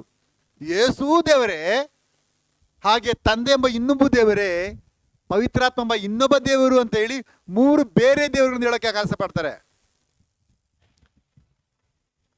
ಆದ್ರೆ ವಾದ ಮಾಡ್ತಾರೆ, ನಾವು ಕೂಡ ಒಬ್ಬರೇ ದೇವರಲ್ಲಿ. ಈ ಸುಳ್ಳು ಹೇಳೋದು ಹೆಂಗ್ ಗೊತ್ತಾ? ಸುಳ್ಳು ಹೇಳೋದು ಫುಲ್ಲಾಗಿ ಹೇಳಕ್ಕಾಗಲ್ಲ. ಅರ್ಧ ಸುಳ್ಳು ಅರ್ಧ ಸತ್ಯ. ನಾವು ಒಂದೇ ದೇವರು ಅಂತ ಹೇಳ್ತಾರೆ. ಹಾಗಾದ್ರೆ ಒಬ್ಬರೇ ದೇವರಾ? ಹೌದು. ಹಾಗಾದ್ರೆ ತಂದೆ ಎಂಬ ಪವಿತ್ರಾತ್ಮ ಎಂಬುದು ಒಬ್ಬರೇನಾ? ಅದಕ್ಕೆ ಉತ್ತರ ಇಲ್ಲ. ಹಂಗೆ ಸೈಲೆಂಟ್ ಆಗಿರ್ತಾರೆ. ಯಾಕಂದ್ರೆ ಅದು ಒಬ್ಬರಲ್ಲ. ಯಾಕಂದ್ರೆ ಪವಿತ್ರಾತ್ಮನೇ ತಂದೆನಾ ಅಂತ ಕೇಳಿದ್ರೆ ಇಲ್ಲ ಅಂತ ಹೇಳ್ತಾರೆ. ಹಾಗಾದ್ರೆ ಪವಿತ್ರಾತ್ಮನೇ ಯೇಸುವ? ಇಲ್ಲ ಅಂತ ಹೇಳ್ತಾರೆ. ಯೇಸುವೆ ತಂದೆಯ? ಅದಕ್ಕೂ ಇಲ್ಲ ಅಂತ ಹೇಳ್ತಾರೆ. ಹಾಗಾದ್ರೆ ಅರ್ಥ ಏನು? ಅದು 3 ಒಂದಲ್ಲ. ಆದರೆ ಅವರು ಸುಳ್ಳಾಗಿ ಹೇಳ್ಕೊಳ್ತಾರೆ, ನಾವು ಕೂಡ ಒಬ್ಬರೇ ಇದೆ ಅಂತ. ಸುಳ್ಳು ಹೇಳಿಕೊಂಡು ಅವರು ಕಾರ್ಯ ಮಾಡ್ತಾ ತಪ್ಪು ಮಾಡ್ತಾರೆ. ದೇವರಿಗೆ ಅಸಹ್ಯವಾದ 7 ಕಾರ್ಯಗಳಲ್ಲಿ ಸುಳ್ಳು ಹೇಳುವ ನಾಲಿಗೆ ದೇವರಿಗೆ ತುಂಬಾ ಅಸಹ್ಯ. ಇವತ್ತಿನ ಪಾಸ್ಟ್ಗಳು ಈ ಲೋಕದಲ್ಲಿ ವಿಶ್ವಾಸಗಳನ್ನು ಕೆಡಿಸುವಂತೆ, ಅವರನ್ನು ನರಕ ಕಳಿಸುವಂತೆ ಸುಳ್ಳಾಗಿ ಪ್ರಸಂಗ ಮಾಡ್ತಾರೆ. ಸತ್ಯವೇದ ಹೇಳದ ಒಂದು ಅಶುದ್ಧ ಕಾರ್ಯವನ್ನು ಹೇಳಿ ದೇವರ ಮಕ್ಕಳನ್ನೆಲ್ಲ ಹಾಳು ಮಾಡ್ತಾರೆ. ಸನ್ಮಾರ್ಗವನ್ನು ಬೋಧಿಸಿ ಅಂತ ಹೇಳಿ ಅವ್ರನ್ನ ವಕ್ರ ಮಾರ್ಗ ಮಾರ್ಪಡಿಸ್ತಾರೆ. ಇಲ್ಲಿ ಸತ್ಯವೇದ ಒಬ್ಬನೇ ದೇವರಂತ ಹೇಳುವಾಗ ಆ ದೇವರು 3 ಮಾಡಿಸಿ ದೇವರಿಗೆ ಶತ್ರು ನಿಂತ್ಕೊಳ್ಳೋಕೆ ಕಾರ್ಯ ಮಾಡ್ತಾರೆ. ಪಾಪ ಅಮಾಯಕರ ಜನರಿಗೆ ತಿಳುವಳಿಕೆ ಬರಲ್ಲ. ಸತ್ಯವೇದ ಹೇಳುವುದು ಏನು, ಈ ಪಾಸ್ಟ್ ಹೇಳುವುದು ಏನೊಂದು ಶೋಧನೆ ಮಾಡೋಕ್ಕೆ ಬುದ್ಧಿ ಇಲ್ಲದೆ ಮೋಸ ಮಾಡಿಕೊಳ್ತಾರೆ. ದೇವರು ಯಾರು? ಮೋಟುಗೈಯಲ್ಲದ ರಕ್ಷಕನು. ಆದರೆ ಯಾರಾದರೂ ದೇವರು ಒಬ್ಬರು ಮಾತ್ರ ಅಂತ ನಂಬುದ್ರೆ ಅವ್ರನ್ನ ರಕ್ಷಿಸ್ತಾರೆ. ದೇವರು ಒಬ್ಬರಲ್ಲಿ ಇನ್ನೂ 2-3 ಜನ ಇದ್ದಾರೆ ಅಂತ ನಂಬುವವ್ರನ್ನ ಅವರನ್ನು ಯೇಸುವೆ ರಕ್ಷಿಸಲ್ಲ. ಅವ್ರನ್ನ ಒಪ್ಕೊಳ್ಳಲ್ಲ. ಇವತ್ತು ಇಸ್ರೇಲರಲ್ಲಿ ಸಭೆ ಇಲ್ಲ, ಆರಾಧನೆ ಇಲ್ಲ. ಅವರಲ್ಲಿ ಗೋಡೆ ಮೇಲೆ ನೋಡಿ ಆಳ್ತಾ ಇದ್ದಾರೆ. ಏನು ಮಾಡೋದು ಗೊತ್ತಾ? ಇಂಡಿಯಾದಿಂದ ಎಲ್ಲೆಲ್ಲಿಂದೆಲ್ಲ ಜನ ಏನು ಮಾಡ್ತಾರೆ, ಇಸ್ರೇಲ್ ದೇಶಕ್ಕೆ ಹೋಗ್ತಾರೆ. ಅಲ್ಲಿ ಗಾಸ್ಪಲ್ ಮೀಟಿಂಗ್ ನಡೆಸ್ತೀನಿ ಅಂತ ಹೇಳಿ ಯೆರೂಸಲೇಮಲ್ಲಿ ಮೀಟಿಂಗ್ ನಡೆಸಕ್ಕೆ ಹೋಗ್ತಾರೆ. ಎಲ್ಲರೂ ಇದ್ದಾರೆ, ಟಿವಿಯಲ್ಲಿ ನೋಡ್ಬೋದು. ಪರಲೋಕ ಹೋಗೋವರೆಲ್ಲ ಅಲ್ಲಿ ಹೋಗ್ತಾರಲ್ಲ, ಅಲ್ಲಿ ಮೀಟಿಂಗ್ ನಡೆಸೋ ವರ್ಷ ಮಾಡಕ್ಕೆ ನೋಡ್ತಾರೆ. ಇವ್ರು ಹೋಗಿ ಅಲ್ಲಿ ಪ್ರಸಂಗ ಮಾಡುವಾಗ ಹೇಳ್ತಾರೆ, ಬಾಯಿ ಮುಚ್ಕೊಳ್ರಿ, ನಿಮ್ಮ ಕೆಲಸ ನೋಡ್ಕೊಂಡು ಹೋಗ್ರಿ. ನೀವು ಹೇಳೋ ದೇವರಲ್ಲ ನಮ್ಮ ದೇವರು, ನಾವು ಹೇಳೋ ದೇವರು ಒಬ್ಬರೇ ಮಾತ್ರ. ನೀವು ಯಾರೋ 3 ಅಂತ ಹೇಳ್ತೀರಾ, ಗೆಟ್ ಔಟ್ ಅಂತ ಓಡಿಸ್ಬಿಡ್ತಾರೆ. ಯಾಕೆಂತ ಹೇಳಿದ್ರೆ ಅವರಿಗೆ ಈ ಸುಳ್ಳು ಉಪದೇಶ ಇಷ್ಟವಿಲ್ಲ. ಅವ್ರು ಕಲ್ತಿರೋದೇನು? ದೇವರು ಒಬ್ಬನೇ ಮಾತ್ರ, ಆತನನ್ನು ಬಿಟ್ಟು ಇನ್ನು ಯಾರೂ ಇಲ್ಲ. ಹಾಗೆ ನಮ್ಮೂರಿಗೆ ಮಾತ್ರ ಈ ದೇವರು ರಕ್ಷಿಸ್ತಾರೆ ಅಂತ ತಿಳ್ಕೊಂಡಿದ್ದಾರೆ. ಇವ್ರು ಹೋಗ್ಬಿಟ್ಟು ತಂದೆ ಮಗ ಪವಿತ್ರಾತ್ಮದ ಕಥೆ ಹೇಳ್ತಾ ಇದ್ರೆ ಅವ್ರು ಒಪ್ಕೊಳ್ಳಲ್ಲ. ಇವ್ರೇನ್ ಮಾಡ್ತಾರೆ? ಇವ್ರು ಯೇಸು ಸ್ವಾಮಿನೇ ಕೊಂದ್ಬಿಟ್ರಲ್ಲ, ಅಂಥವ್ರು ನಮ್ಮ ಸ್ವಾರ್ಥಕ್ಕೆ ಸ್ವೀಕರಿಸ್ತಾರಾ ಅಂತ ಹೇಳಿ ಸಮಾಲೋಚನೆ ಮಾಡ್ತಿದ್ದಾರೆ. ಅಂದ್ರೆ ಇವರಿಗಿಂತ ಅವ್ರು ಬುದ್ಧಿವಂತರೇ. ಇವರು ಸನ್ಮಾರ್ಗದವರಾಗಿದ್ದಾನೆ ನೆನೆಸ್ಕೊಂಡು ವಕ್ರವಾದ ಉಪದೇಶ ಕೊಡ್ತಿದ್ದಾರೆ. ಸತ್ಯವೇದ ಏನು ಹೇಳ್ತಿದೆ? ನೀವು ರಕ್ಷಣೆ ಪಡ್ಕೊಳ್ಬೇಕಾದ್ರೆ ಒಬ್ಬನೇ ದೇವರಿದ್ದಾರೆ, ಆತನನ್ನು ಬಿಟ್ಟು ಬೇರೆ ಯಾರೂ ಇಲ್ಲ ಅಂತ ಕಲಿತವನಾಗಿರಬೇಕು. ಆ ಒಬ್ಬನೇ ದೇವರ ಮುಂದೆ ತಲೆಭಾಗವನಾಗಿರ್ಬೇಕು. ಆ ಒಬ್ಬನೇ ದೇವರ ಮುಂದೆ ಅಡ್ಡ ಬೀಳುವನಾಗಿರ್ಬೇಕು. ಅಂಥವ್ರು ಮಾತ್ರ ದೇವ್ರು ಕಾಪಾಡ್ತಾರೆ, ಬೇರೆಯವ್ರನ್ನ ಕಾಪಾಡೋಕ್ಕಾಗಲ್ಲ. ಎಷ್ಟು ದೊಡ್ಡ ಅಪಾಯ! ಈ ಲೋಕದ ಎಷ್ಟು ದೊಡ್ಡ ಅತಿ ದೊಡ್ಡ ಜನಾಂಗ ಕ್ರೈಸ್ತರು ಸನ್ಮಾರ್ಗದಲ್ಲಿ ನಡೆದಿತ್ತಿ ನೆನೆಸ್ಕೊಂಡು ವಕ್ರ ಮಾರ್ಗ ಆಗಿ ಮೋಸ ಹೋಗ್ತಿದ್ದಾರೆ. ದೇವರ ವಾಕ್ಯ ಹೇಳ್ಬಿಡಿ ನೋಡಿ, ಇಸ್ರಾಯೇಲರು ನಮ್ಮೊಂದಿಗೆ ಕಸಿ ಮಾಡಲ್ಪಟ್ಟಿಲ್ಲ. ತಿಳ್ಕೊಳ್ಳಿ, ನಾವು ಇಸ್ರಾಯೇಲ್ ಏನ್ ಮಾಡಿದ್ವಿ? ಕಾಸಿ ಮಾಡಲ್ಪಟ್ಟಿದ್ದೀವಿ. ಅವರ ನಂಬಿಕೆ ದೇವರು ಒಬ್ರು ಮಾತ್ರ. ಆದ್ರೆ ತ್ರೈಕದವರ ನಂಬಿಕೆ 3 ದೇವರಂತ. ಆದ್ರೆ ಈ ಲೋಕದಲ್ಲಿ ಅತಿ ದೊಡ್ಡ ಮೆಜಾರಿಟಿಯಾಗಿ ತ್ರೈಕದವರಿದ್ದಾರೆ. ದೇವರನ್ನು 3 ಅಂತ ಹೇಳೋರಕ್ಕೆ ದೇವರನ್ನು ಯಾರನ್ನು ರಕ್ಷಿಸಲ್ಲ. ಯಾಕೆಂದ್ರೆ ವಾಕ್ಯ ಹೇಳಿದೆ, ನಾನು ರಕ್ಷಿಸಬೇಕಾದ್ರೆ ನಾನೇ ದೇವರು, ನನ್ನ ಹೊರತು ಯಾರು ಇಲ್ಲ ಅಂತ ನೀವು ಕಲ್ತಿರ್ಬೇಕು. ಎಲ್ಲಾ ದಿಗಂತಗಳವರೇ ನನ್ನ ಕಡೆಗೆ ಮಾನಸಂದ್ರ ಪಡ್ರಿ, ರಕ್ಷಣೆ ಹೊಂದ್ಕೊಳ್ರಿ, ನಾನೇ ದೇವರು. ನಾನೂ ದೇವರಲ್ಲ ಏನಂತ ಬರೆದಿದೆ? ನಾನೇ ಅಂದ್ರೆ ಅರ್ಥ ಏನು? ನನ್ನ ಹೊರತು ಬೇರೆ ಯಾರು ಇಲ್ಲ, ಒಬ್ಬನೇ ದೇವರು. ಹಾಗಾದ್ರೆ ಅನೇಕರ ಪ್ರಶ್ನೆ, ಹಾಗಾದ್ರೆ ನೀವು ತಂದೆಯನ್ನು ನಂಬೋದಿಲ್ವಾ, ಮಗನನ್ನು ನಂಬೋದಿಲ್ವಾ, ಪವಿತ್ರಾತ್ಮ ನಂಬೋದಿಲ್ವಾ ಅಂತ ಹೇಳಿ ವಿದಂಡವಾದ ಮಾಡ್ತಾರೆ. ನಾವು ನಂಬೋದಿಲ್ಲ ಅಂತ ಯಾವತ್ತು ಹೇಳಿದ್ವಿ? ಆ ಒಬ್ಬನೇ ದೇವರೇ 3 ಕಾರ್ಯಗಳು ಮಾಡ್ತಿದ್ದಾರೆ. ಹೇಗೆ?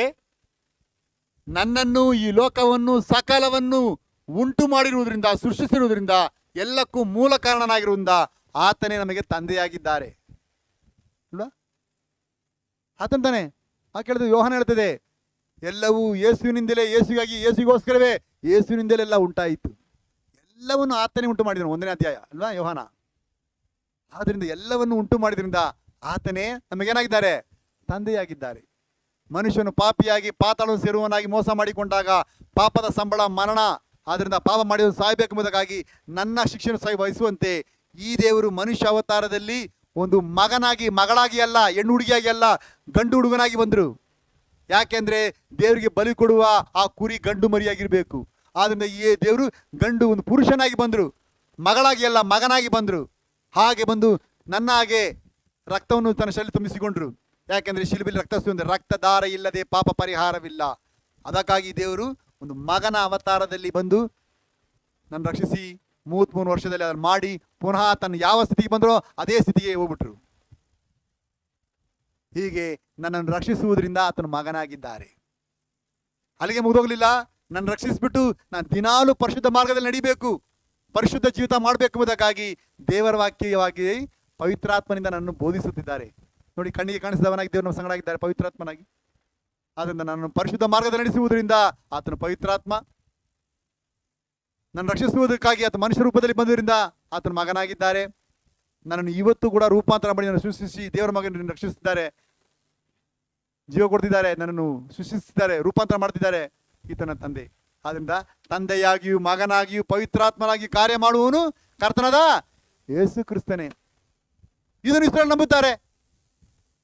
ಅವ್ರಿಗೆ ಇದರ ಸಮಸ್ಯೆ ಇಲ್ಲ. ತ್ರಯಕ ಅಂತ ಹೇಳೋರು ಸ್ಟೋರಿಗೆ ಅವ್ರಿಗೆ ಇಷ್ಟ ಇಲ್ಲ. ಯಾಕಂತ ಹೇಳಿದ್ರೆ ಅವರು ದೇವರ ವಾಕ್ಯನ ಸರಿಯಾಗಿ ಅರ್ಥ ತಿಳ್ಕೊಂಡಿದ್ದಾರೆ. ಯಾಕಂದ್ರೆ ಈ ವಕ್ರ ಮಾರ್ಗಿಗಳು ಸನ್ಮಾರ್ಗಿಗಳಿಗೆ ಹೋಗಿ ಹೇಳಕ್ ಹೋಗ್ತಾರೆ. ಆಗ ನಾವು ಕಲಿಬೇಕಾದ 2ನೇ ಪಾಠ, 3ನೇ ಪಾಠ, ಒಬ್ಬನೇ ದೇವರಾದ ಕ್ರಿಸ್ತನನ್ನು ತಳ್ಳಿ ತಂದೆ, ಮಗ, ಪವಿತ್ರಾತ್ಮರೆಂಬ ಮೂವರಲ್ಲಿರುವವರನ್ನು ಮೋಟುಗೈಯಲ್ಲದ ಕರ್ತನ ಹಸ್ತವು ರಕ್ಷಿಸಲಾರದು. ஒருவரே தேவனான கிறிஸ்துவை தள்ளி பிதா, குமாரன், பரிசுத்தாவி என்ற மூவருக்குள் இருப்பவர்களை குறுகி போகாத ಕರ್ತರಿನ ಕೈ ರಕ್ಷಿಪದಿಲ್ಲೈ. ಮತ್ತು ಲೋಕದಲ್ಲಿ ಅತಿ ದೊಡ್ಡ ಸಭೆಗಳು ಈ ತ್ರಯಕದವರೇ. ತಮ್ಮನ್ನು ತಾವೇ ಹೇಳ್ಕೊಳ್ತಾರೆ, ನಾವೇ ರಕ್ಷಣಾ ಮಾಡೋದು ಅಂತ. ಅವರೇ ರ್ಯಾಂಕಿಂಗ್ ಹಾಕೊಳ್ತಾರೆ, ಫಸ್ಟ್ ರ್ಯಾಂಕ್, ಸೆಕೆಂಡ್ ರ್ಯಾಂಕ್ ಅಂತ ಅವರೇ ರ್ಯಾಂಕ್ಗಳು ಹಾಕೊಳ್ತಾರೆ. ದೇವ್ರ ಏನು ಬರ್ಸಿದೆ ಅಂತಾನೆ ಅರ್ಥ ಆಗಿಲ್ಲ ಅವ್ರಿಗೆ. ಎಷ್ಟು ದೊಡ್ಡ ಮೋಸ! ಸನ್ಮಾರ್ಗಿ ನೆನೆಸಿಕೊಂಡು ವಕ್ರ ಮಾರ್ಗಿಯಾಗಿ ಹಾಳಾಗುವುದಕ್ಕೆ ಮೋಸ ಮಾಡಿಕೊಂಡ ಇಸ್ರಾಯೇಲರಾಗಿ ಅವರು ಮಾಡಿಕೊಂಡಿದ್ದಾರೆ. ಒಬ್ಬನೇ ದೇವರಾದ ಕ್ರಿಸ್ತನನ್ನು ತಳ್ಳಿ ತಂದೆ, ಮಗ, ಪವಿತ್ರಾತ್ಮರೆಂಬ ಮೂವರಲ್ಲಿರುವವರನ್ನು ಮೋಟುಗೈಯಲ್ಲದ ಕರ್ತನ ಹಸ್ತ ರಕ್ಷಿಸಲಾರದು. 4ನೇ ಅಪರಾಧ, ದೇವರಿಂದ ನಮ್ಮನ್ನು ಅಗಲಿಸುವ ಹಳೆ ಒಡಂಬಡಿಕೆಯವರು, ಹೊಸ ಒಡಂಬಡಿಕೆಯವರು. ಯೆರೆಮೀಯ 4ನೇ ಅಧ್ಯಾಯ 14ನೇ ವಚನ. ಯೆರೆಮೀಯ 4ಾம் அதிகாரம் 14ாம் வசனம். Jeremiah 4th chapter 14th verse, page number 807. எருசலேமே ரட்சிக்கப்படும்படிக்கு, எருசலேமே நீ ரட்சிக்கப்படும்படிக்கு உன் இருதயத்தை கழுவு, உன் இருதயத்தை பொல்லாப்பு அற கழுகு. அக்கிரம நினைவுகள் உன் உள்ளத்திலே தங்கும். ಯೆರೂಸಲೇಮೇ, ನಿನಗೆ ರಕ್ಷಣೆಯಾಗುವಂತೆ ನಿನ್ನ ಹೃದಯದ ಕೆಟ್ಟತನವನ್ನು ತೊಳೆದುಕೋ. ದುರಾಲೋಚನೆಗಳು ನಿನ್ನಲ್ಲಿ ಇನ್ನೆಷ್ಟರವರೆಗೆ ತಂಗಿರುವವು. ಹಾಗಾದ್ರೆ ದೇವರ ಮಕ್ಕಳಾಗಬೇಕಾದ್ರೆ, ದೇವರು ನಮ್ಮ ಹೃದಯಗಳಲ್ಲಿ ವಾಸ ಮಾಡಬೇಕಾದ್ರೆ ಇಸ್ರಾಯೇಲ್ ಏನು ಮಾಡಬೇಕಾಗಿತ್ತು? ಅವರು ತಮ್ಮ ಹೃದಯದ ಕೆಟ್ಟತನವನ್ನು ತೊಳ್ಕೊಳ್ಬೇಕು. ಹೃದಯದ ಕೆಟ್ಟತನವನ್ನು ತೊಳೆದುಕೊಂಡು ಶುದ್ಧರಾಗದೇ ಇದ್ರೆ ದೇವರವ್ರನ್ನ ರಕ್ಷಿಸಲ್ಲ. ನೋಡಿ, ಯೆರೂಸಲೇಮೇ ನಿನಗೆ ರಕ್ಷಣೆಯಾಗುವಂತೆ, ನಿನಗೆ ರಕ್ಷಣೆ ಆಗಬೇಕಾದ್ರೆ ನಿನ್ನ ಹೃದಯದ ಕೆಟ್ಟತನ ತೊಳ್ಕೊಳ್ಳಲೇಬೇಕು. ಇಸ್ರಾಯೇಲ್ರು ಅದನ್ನು ತೊಳೆದುಕೊಳ್ಳದೇ ಇರುವ ತನಕ ದುರಾಲೋಚನೆಗಳು ನಿನ್ನಲ್ಲಿ ಇನ್ನೆಷ್ಟರವರೆಗೆ ತಂಗಿರುವವು. ನೀನು ತೊಳೆದುಕೊಳ್ಳದ ತನಕ ಅಲ್ಲಿ ದುರಾಲೋಚನೆಗಳಾಗ್ತದೆ. ಅಲ್ಲಿ ವಾಸ ಮಾಡಿ ನಿನ್ನನ್ನು ದೊಡ್ಡ ಒಂದು ರಕ್ಷಿಸಲಾರದ ಅಪಾಯಕ್ಕೆ ನಡೆಸಿಬಿಡ್ತದೆ. ಅವರು ತೊಳೆದುಕೊಳ್ಳಬೇಕು, ತಮ್ಮ ಹೃದಯದ ಕೆಟ್ಟತನವನ್ನು ಶುದ್ಧ ಮಾಡಿಕೊಳ್ಳಬೇಕು. ಇದು ಇಸ್ರಾಯೇಲಿಗೆ ಕೊಡಲ್ಪಟ್ಟ ಉಪದೇಶ. ಅದೇ ಉಪದೇಶವೇ ದೇವರ ಮಕ್ಕಳಿಗೆ, ಕ್ರೈಸ್ತರಿಗೆ ಅದೇ ಉಪದೇಶ ಹೇಳಲ್ಪಟ್ಟಿದೆ. ಅಪೊಸ್ತಲ ಕೃತ್ಯಗಳು 2:38, ನಿಮ್ಮ ಪಾಪಗಳ ಪರಿಹಾರಕ್ಕಾಗಿ ನಿಮ್ಮಲ್ಲಿ ಪ್ರತಿಯೊಬ್ಬರು ಅಂತ ಹೇಳುವಾಗ ಅಲ್ಲಿ ಇಸ್ರಾಯೇಲರು ಕ್ರೈಸ್ತರು 2 ಜನ ಇದ್ದಾರೆ. ಅಲ್ಲಿ ಪ್ರತಿಯೊಬ್ಬರು ಕರ್ತನಾದ ಯೇಸು ಕ್ರಿಸ್ತನ ಹೆಸರಿನ ಮೇಲೆ ಏನು ಮಾಡಿಕೊಳ್ಳ್ರಿ? ದೀಕ್ಷಾ ಸ್ನಾನ ಮಾಡಿಕೊಳ್ಳ್ರಿ. ನಿಮ್ಮ ಹೃದಯದ ಕೆಟ್ಟತನವನ್ನು ತೊಳೆದುಕೊಳ್ಳಿರಿ. ಅವರಿಗೆ ಪವಿತ್ರಾತ್ಮ ದಾನವಾಗುವುದು. ಅವರು ರಕ್ಷಣೆ ಪಡ್ಕೊಳ್ತಾರೆ. ಇಸ್ರಾಯೇಲ್ರಿಗೂ ಕ್ರೈಸ್ತರಿಗೂ ಸೇಮ್ ಒಂದೇ ರೂಲ್ಸ್. ನೋಡ್ದ, ನಾವು ಅದ್ರ ಜೊತೆ ಕಸಿ ಮಾಡಲ್ಪಟ್ಟಿದ್ದೇವೆ. ಒಂದೇ ಸಾರ, ಒಂದೇ ಸತ್ವ, ಒಂದೇ ಫಲ ಕೊಡುವುದಕ್ಕೆ ಉದ್ದೇಶ. ಅವರೂ ತೊಳೆದುಕೊಳ್ಳಬೇಕು ಇತ್ತು ಹೃದಯದ ಕೆಟ್ಟತನವನ್ನು. ಇವತ್ತು ಸಭೆಯಾದ ಕ್ರೈಸ್ತರು ಕೂಡ ದೀಕ್ಷಾ ಸ್ನಾನದಿಂದ, ಯೇಸುವಿನ ರಕ್ತದಿಂದ ತಮ್ಮನ್ನು ತೊಳೆದುಕೊಳ್ಳಲೇಬೇಕು. ತೊಳೆದುಕೊಳ್ಳದವರಿಗೆ ದೇವರು ರಕ್ಷಿಸಲ್ಲ. ಆತನು ಯಾರು? ಮೋಟುಗೈಯಲ್ಲದ ಹಸ್ತವುಳ್ಳ ದೇವರು. ಆದರೆ ಯಾರೆಲ್ಲ ಹಠ ಹಿಡಿತಾರೆ ಅವರು ರಕ್ಷಿಸೋಲ್ಲ. ಮಾರ್ಕ 16 ಹೇಳ್ತದೆ, ನಂಬಿ ದೀಕ್ಷಾ ಸ್ನಾನ ಹೊಂದುವವನು ರಕ್ಷಣೆ ಹೊಂದುವನು, ನಂಬದವನು ದಂಡನೆಗೆ ಗುರಿಯಾಗುವನು. ನೋಡಿ, ಅಷ್ಟೇ. ಏನ್ ಮಾಡೋಕೆ? ನಾನಿನ್ನು ಮುಂದೆ ತೊಳ್ಕೊಂಡು ಶುದ್ಧನಾಗಿರ್ಬೇಕು. ತೊಳೆದ್ಬಿಟ್ಟು ಮತ್ತೆ ಪಾಪಿ ಆಗುವುದಕ್ಕಲ್ಲ. ದೀಕ್ಷಾಸ್ನಾನ ಮಾಡಿಕೊಂಡು ಮತ್ತೆ ಅಯೋಗ್ಯನಾಗಿ, ಪಟ್ಟಿಗನಾಗಿ, ಅಸಹ್ಯ ಜೀವಿತವನ್ನೇ ಮುಂದುವರಿಸುವುದಕ್ಕಲ್ಲ. ಅಂಥವ್ನು ರಕ್ಷಿಸಕ್ಕೆ ಬಂದಿಲ್ಲ ಯೇಸ್ವಾಮಿ. ಯೇಸ್ವಾಮಿ ಒಬ್ಬನ ತೊಳೆದ್ಬಿಟ್ಟು ರಕ್ಷಿಸಿ ಹೇಳಿದ್ರು, ಇನ್ನು ಮುಂದೆ ಪಾಪ ಮಾಡಬೇಡ. ಅದಕ್ಕೆ ತಾನೇ ನೀನು ತೊಳೆದಿದ್ದೇನೆ. ನಾ ಸ್ನಾನ ಮಾಡಿಕೊಳ್ಳಿದ್ದೇನಕ್ಕೆ ಮತ್ತೆ ಕೊಳೆ ಆಗಿತ್ತಿರುವುದಕ್ಕ? ನಾವು ಶುದ್ಧನಾಗಿ ನೀಟಾಗಿರ್ಬೇಕಂತ ತಾನೆ. ದೇವಜನರೇ, ಜಾಗ್ರತೆ ವಹಿಸಿರಿ. ನೈಟಲ್ಲಿ ನಿದ್ದೆ ಮಾಡಕ್ ಮುಂಚೆ ಒಂದ್ಸಲ ಹಲ್ಲು ಉಜ್ಜಿಬಿಟ್ಟು ಪುನಃ ಹೋಗಿ ಏನೋ ತಿನ್ಬಿಟ್ರೆ ಹಲ್ಲು ಉಜ್ಜಿದೆಲ್ಲ ವೇಸ್ಟ್ ಆಯ್ತಲ್ವಾ? ಫೈನಲ್ ಆಗಿ ಒಂದ್ಸಲ ಹಲ್ಲು ಉಜ್ಜಿಬಿಟ್ಟು ಏನು ಮಾಡಬಾರ್ದು? ಏನು ತಿನ್ಬಾರ್ದು. ಏನೋ ತಿನ್ಬಿಟ್ರೆ ಅದು ಅಲ್ಲೇ ಕುತ್ಕೊಳ್ಳುತ್ತೆ, ಮತ್ತೆ ಬೆಳಗ್ಗೆ ನಾತ ಬರುತ್ತೆ ಅದು. ಹಾಗೆ ದೀಕ್ಷಾಸ್ನಾನ ಮಾಡಿಕೊಂಡ ಮೇಲೆ ನಮ್ಮ ಹೃದಯದ ಕೆಟ್ಟತನ ಏನು ಮಾಡ್ದು? ಇನ್ನು ಮೇಲೆ ಅಲ್ಲಿ ಇರಬಾರ್ದು. ಅದು ತೊಳೆಯಲ್ಪಟ್ಟವರಾಗಿ ಶುದ್ಧರಾಗಿರ್ಬೇಕು. ದುರಾಲೋಚನೆ ಅಲ್ಲಿ ತಂಗಬಾರದು. ಇಸ್ರಾಯೇಲರು ಅದನ್ನು ಮಾಡಿಕೊಳ್ಳಲಿಲ್ಲ. ತಮ್ಮ ಹೃದಯದ ಕೆಟ್ಟನ್ನು ತೊಳ್ಕೊಳ್ಳೋಕೆ ತೀರ್ಮಾನ ಮಾಡಲಿಲ್ಲ. ದುರಾಲೋಚನೆ ತುಂಬಿದವರಾಗಿಯೇ ಅದಲ್ಲೇ ತಂಗುವವರಾಗಿಯೇ ಆಸೆ ಪಟ್ಟರು. ದೇವರು ಅವರನ್ನು ರಕ್ಷಿಸಬೇಕು ಅನ್ನುವವನಾಗಿ ತನ್ನ ಹಸ್ತವನ್ನು, ಮೋಟುಗೆ ಎಲ್ಲದ ಹಸ್ತವುಳ್ಳವನಾಗಿ ಅವರ ಬಳಿಗೆ ಬಂದಾಗಲೂ ಕೂಡ ಅವನು ರಕ್ಷಿಸಕ್ಕಾಗಲಿಲ್ಲ. ದೇವರ ಪ್ರಶ್ನೆ, ಯೆರೂಸಲೇಮೇ ನಿನ್ನ ರಕ್ಷಣೆಯಾಗುವಂತೆ ನಿನ್ನ ಹೃದಯದ ಕೆಟ್ಟದನ್ನು ತೊಳೆದುಕೋ. ದುರಾಲೋಚನೆಗಳು ಇನ್ನೆಷ್ಟರವರೆಗೆ ತಂಗಿರುವರು ಅಂದರೆ ಎಷ್ಟೋ ದಿನಗಳಿಂದ, ಎಷ್ಟೋ ವರ್ಷಗಳಿಂದ ಅವರ ಸಂಗಡ ಹೇಳ್ತಿದೆ. ಎಷ್ಟೋ ವರ್ಷಗಳಿಂದ. ಈಗ ತಾನೇ ಕ್ರೈಸ್ತರ ಬಳಿಯಲ್ಲಿ ಕೂಡ ಒಂದು ಮಾತಿನಲ್ಲಿ ಹೇಳಕ್ಕಾಗಲ್ಲ. ಅವರಿಗೆಲ್ಲ ಒಂದು ಸಲ ಹೇಳಿದಾಗ, ಪೇತ್ರನು ಒಂದೇ ಒಂದು ಪ್ರಸಂಗ ಮಾಡಿದಾಗ ಅವತ್ತು 3,000 ಜನ ವಿಧೇಯರಾದಲ್ಲ ಒಂದೇ ಪ್ರಸಂಗದಲ್ಲಿ. ಆ ಫಿಲಿಪ್ಪನು ಆ ಜೈಲರಿಗೆ ಒಂದು ಪ್ರಸಂಗ ಮಾಡುವಾಗ ಆ ರಾತ್ರಿಯಲ್ಲೇ ಅವರು ವಿಧೇಯರಾದ್ರಲ್ಲ. ಅಲ್ಲಿ ಆ ಕಂಚುಕಿಯು ಆ ಸಮಾರ್ಯ ಒಂದೇ ಒಂದು ಪ್ರಸಂಗದಲ್ಲಿ ವಿಧೇಯನಾದರಲ್ಲ. ಅಲ್ಲಿ ಪೌಲನು ಆ ಲೀಡಿಯಾಗೆ ಒಂದು ಸಲ ಹೇಳಿದಾಗ ಅದನ್ನಲ್ಲ. ಅಲ್ಲಿ ಪೇತ್ರನು ಕೊರ್ನೇಲಿಯಸ್ಗೆ ಒಂದು ಸಲ ಹೇಳಿದಾಗ ಮಾಡಿದಾಗಲ್ಲ. ಹೀಗೆ ಎಲ್ಲರೂ ಕೂಡ ದೇವರ ಮಾತಿಗೆ ಒಂದು ಮಾತಿಗೆ ವಿಧಿ ತೋರಿಸಿದಾಗ ಇಸ್ರಾಯೇಲರು ಎಷ್ಟು ಸಲ ಹೇಳಿದಾಗಲೂ ಕೂಡ ಅವರ ದುರಾಲೋಚನೆಯನ್ನು ತೊಳ್ಕೊಳ್ಳದೆ ಹಾಗೆಯೇ ಅಲ್ಲಿ ತುಂಬಿಕೊಂಡಿದ್ರು. ದೇವರನ್ನು ರಕ್ಷಿಸಬೇಕೆಂದು ಮನಸ್ಸುಳ್ಳವನಾಗಿದ್ದರೂ ಕೂಡ ಮಾಡಕ್ಕೆ ಇಷ್ಟಪಡ್ತಾ ಇಲ್ಲ. ಇವಾಗ ಈ ವಚನ ಅಪೊಸ್ತಲ ಕೃತ್ಯಗಳು 2ನೇ ಅಧ್ಯಾಯ 38ನೇ ವಚನ, ಇದು ಬರೀ ನಮ್ಮ ಬೈಬಲಲ್ಲಿ ಮಾತ್ರ ಇದೆಯಾ? ಲೋಕದಲ್ಲಿರುವ ಎಲ್ಲ ತ್ರಾಯಕರ ಬೈಬಲಲ್ಲಿ ಇದೆಯಾ? ಎಲ್ಲರ ಬೈಬಲ್ ಇದ್ದಾನೆ, ಅವರ ಬೈಬಲ್ ಇದೆ ತಾನೆ, ಯಾಕೆ ಮಾಡಲ್ಲ? ಅದೇ ಡಿಫ್ರೆನ್ಸ್, ಅದೇ ಮ್ಯಾಟ್ರ್. ಯಾಕೆ ನಿನ್ ಕೈಲಿ ಮಾಡೋಕ್ಕಾಗುತ್ತೆ, ಯಾಕೆ ಮಾಡೋಕ್ಕಾಗಲ್ಲ? ಅದೇ ಮ್ಯಾಟರ್. ಯಾಕಂದ್ರೆ ನಿನ್ನಲ್ಲಿ ಕ್ರಿಸ್ತನ ಆತ್ಮ ಇದೆ, ಅವರಲ್ಲಿ ಕ್ರಿಸ್ತ ವಿರೋಧಿ ಆತ್ಮ ಇದೆ, ಅಷ್ಟೇ ಮ್ಯಾಟರ್. ಯಾರ್ಯಾರಲ್ಲಿ ಕ್ರಿಸ್ತನ ಆತ್ಮ ಇರ್ತದೆ ಅವ್ರು ತಕ್ಷಣ ವಿಧೇಯರಾಗ್ತಾರೆ. ಯಾರ್ಯಾರಲ್ಲಿ ಕ್ರಿಸ್ತ ವಿರೋಧಿ ಆತ್ಮ ಇದೆ ಅವರಲ್ಲಿ ಇದ್ರೂ ಕೂಡ ಅದನ್ನು ಮಾಡಲ್ಲ. ಹೇ, ನಾನು ಮಾಡಲ್ಲ, ಬೇಕಾದ್ರೆ ಯೇಸುಸ್ವಾಮಿಗೆ ಹಾಡಾಡ್ಕೊಳ್ತೀನಿ, ಯೇಸುಸ್ವಾಮಿಗೆ ಕಾಣಿಕೆ ಕೊಡ್ತೀನಿ, ಯೇಸುಸ್ವಾಮಿಗೆ ಅದು ಮಾಡ್ತೀನಿ, ಯೇಸುಸ್ವಾಮಿಗೆ ಚರ್ಚ್ ಕಟ್ತೀನಿ, ಯೇಸುಸ್ವಾಮಿಗೆ ಅದು ಏನೋ ಮಾಡ್ತೀನಿ, ಆದರೆ ಯೇಸುವಿನ ಹೆಸರಿನಲ್ಲಿ ದೀಕ್ಷಾ ಸಹ ಮಾಡ್ಕೊಳ್ಳಲ್ಲ. ಹಾಗೆ ಮಾಡಿಬಿಟ್ರೆ ನನ್ನೊಳಗಿರೋ ಆತ್ಮಕ್ಕೆ ಅದು ಕಷ್ಟ ಆಗುತ್ತೆ ಅಂತ ಹೇಳಿ ಕೊನೆಯ ತನಕ ಅದಕ್ಕೆ ವಿರೋಧ ತೋರಿಸ್ತಾರೆ. ಇಸ್ರಾಯೇಲ್ರು ಹೇಗೆ ತಮ್ಮ ಹೃದಯದ ಕೆಟ್ಟತನವನ್ನು ತೊಳ್ಕೊಳ್ಳೋಕೆ ಇಷ್ಟಪಟ್ಟಿಲ್ವೋ, ಇವತ್ತು ಕ್ರೈಸ್ತರು ಕೂಡ ಹೊಸ ಒಡಂಬಡಿಕೆಯಲ್ಲಿ ಯೇಸು ಕ್ರಿಸ್ತನ ಹೆಸರನ್ನ ಮುಂದೆ ಮಹಿಮೆ ಪಡಿಸೋದಕ್ಕೆ, ವಿಧೇಯರಾಗುವುದಕ್ಕೆ ಇಷ್ಟವಿಲ್ಲದವರಾಗಿ ದೀಕ್ಷಾ ಸ್ಥಾನವನ್ನು ಅಸಡ್ಡೆ ಮಾಡುವ ಎಷ್ಟು ದೊಡ್ಡ ಅಪಾಯ. ಇದು ಎಲ್ಲಿಂದ ಪ್ರಾರಂಭ ಆಗುತ್ತೆ? ತ್ರಯಕದಲ್ಲಿರುವ ಪಾಸ್ಟ್ಗಳು ಈ ಕಠಿಣ ಹೃದಯವುಳ್ಳವರಾಗಿರುವುದರಿಂದ ಅವರ ನೋಡಿ ಅವರ ವಿಶ್ವಾಸಿಗಳು ಕೂಡ ಹಂಗೆ ಇದ್ದಾರೆ. ಅವನೆನಿಸ್ಕೊಳ್ಳುವುದು ನಾವು ಸನ್ಮಾರ್ಗದಲ್ಲಿದ್ದೀವಿ ಅಂತ, ಆದರೆ ಅವರ ಅಲ್ಲಿ ಅರಿವಿಲ್ಲದೆಯೇ ಅವರು ವಕ್ರ ಮಾರ್ಗಗಳಾಗಿ ತಟ್ಟನೆ ಪತನ ಹೊಂದುವುದಕ್ಕೆ ಓಡೋಗ್ತಿದ್ದಾರೆ. ನೋಡಿ, ಆತನಿಗೆ ಯೇಸು ಎಂದು ಹೆಸರಿಡ್ರಿ, ಯಾಕಂದ್ರೆ ಆತನ ರಕ್ಷಕನು. ನಿಮ್ಮ ಪಾಪಗಳ ಪರಿಹಾರಕ್ಕಾಗಿ, ಅಂದರೆ ನಿಮ್ಮ ಪಾಪಗಳು ತೊಳೆಯಲ್ಪಡುವುದಕ್ಕಾಗಿ ಮಾಡಿನಿ ಅಂತ ಹೇಳಿದ್ದಾರೆ. ಯಾವುದು ಪಾಪ ತೊಳಿತದೋ ಅದನ್ನು ಮಾಡೋಕೆ ಇಷ್ಟ ಇಲ್ಲ, ಯಾವುದು ಪಾಪ ತೊಳೆಯಲ್ವೋ ಅದನ್ನು ಮಾಡ್ತೀವಿ. ಇಸ್ರಾಯೇಲ್ ಹೀಗೆ ತಾನೇ ಮುಂಡತನ ಮಾಡಿದ್ರು, ಅದನ್ನು ತಾನೇ ಇವತ್ತು ಹೊಸ ಒಡಂಬಡಿಕೆ ಮಾಡ್ತಾ ಇದ್ದಾರೆ. ಕಾಪಾಡಿಕೊಳ್ಳೋಣ, ರಕ್ಷಿಸಿಕೊಳ್ಳೋಣ. 4ನೇದಾಗಿ ನಾವು ಕಲಿಬೇಕಾದ ಪಾಠ, ಪಾಪ ಪರಿಹರಿಸುವ ಕರ್ತನಾದ ಯೇಸು ಕ್ರಿಸ್ತನ ಹೆಸರಿನ ದೀಕ್ಷಾ ಸ್ಥಾನವನ್ನು ನಂಬದವರನ್ನು ಮೋಟುಗೈಯಲ್ಲದ கர்த்தனாஸ்தவு ரட்சிಸಲಾರದು. பாவத்தை கழுவும் கர்த்தராகிய இயேசு கிறிஸ்துவின் நாமத்தில் ஞானஸ்தானத்தை நம்பாதவர்களை குறுகி போகாத கர்த்தரின் ಕೈ ರಕ್ಷಿಪದಿಲ್ಲೈ. ನೀನು ಯೇಸು ಸ್ವಾಮಿಗಾಗಿ ಲೋಕವೆಲ್ಲ ಸೇವೆ ಮಾಡು, ಏನೇನೋ ಸಾಧನೆ ಮಾಡು, ನೀನು 100 ವರ್ಷ ಉಪವಾಸ ಮಾಡು, ನೀನು ನಿನ್ನ ಶರೀರವನ್ನೆಲ್ಲ ಮಾರಿ ಅನ್ನದಾನ ಮಾಡಿಕೊಡು, ಏನೆಲ್ಲ ಮಾಡು. ಒಂದು ವ್ಯಕ್ತಿ ಹೊಸ ಒಡಂಬಡಿಕೆಯವನಾಗಿ ಕರ್ತನ ಯೇಸು ಕ್ರಿಸ್ತ ಹೆಸರಿನಲ್ಲಿ ದೀಕ್ಷಾಸ್ನಾನ ಮಾಡಲಿಲ್ಲ ಅಂದ್ರೆ, ದೇವರ ಕೇಳಿದೆ, ಒಬ್ಬನು ನೀರಿನಿಂದಲೂ ಆತ್ಮನಿಂದಲೂ ಹುಟ್ಟದಿದ್ದರೆ ಅವನು ದೇವರ ರಾಜ್ಯಕ್ಕೆ ಸೇರಲ್ಲ.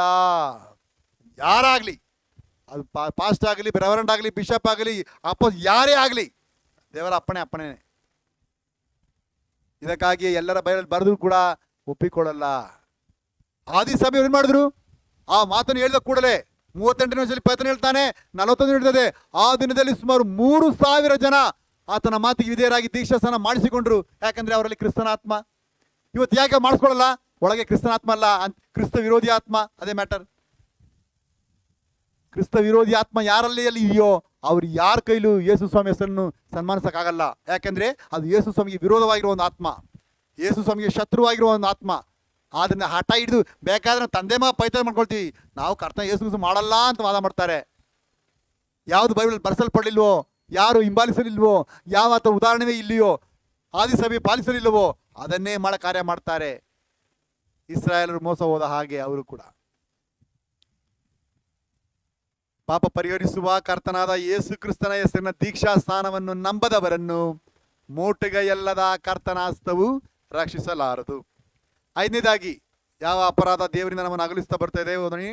ಯೆರೆಮೀಯ 14ನೇ ಅಧ್ಯಾಯ 9ನೇ ವಚನ. ಯೆರೆಮೀಯ 14వ అధికారం 9వ వచనం. Jeremiah 14th chapter 9th verse, page number 818.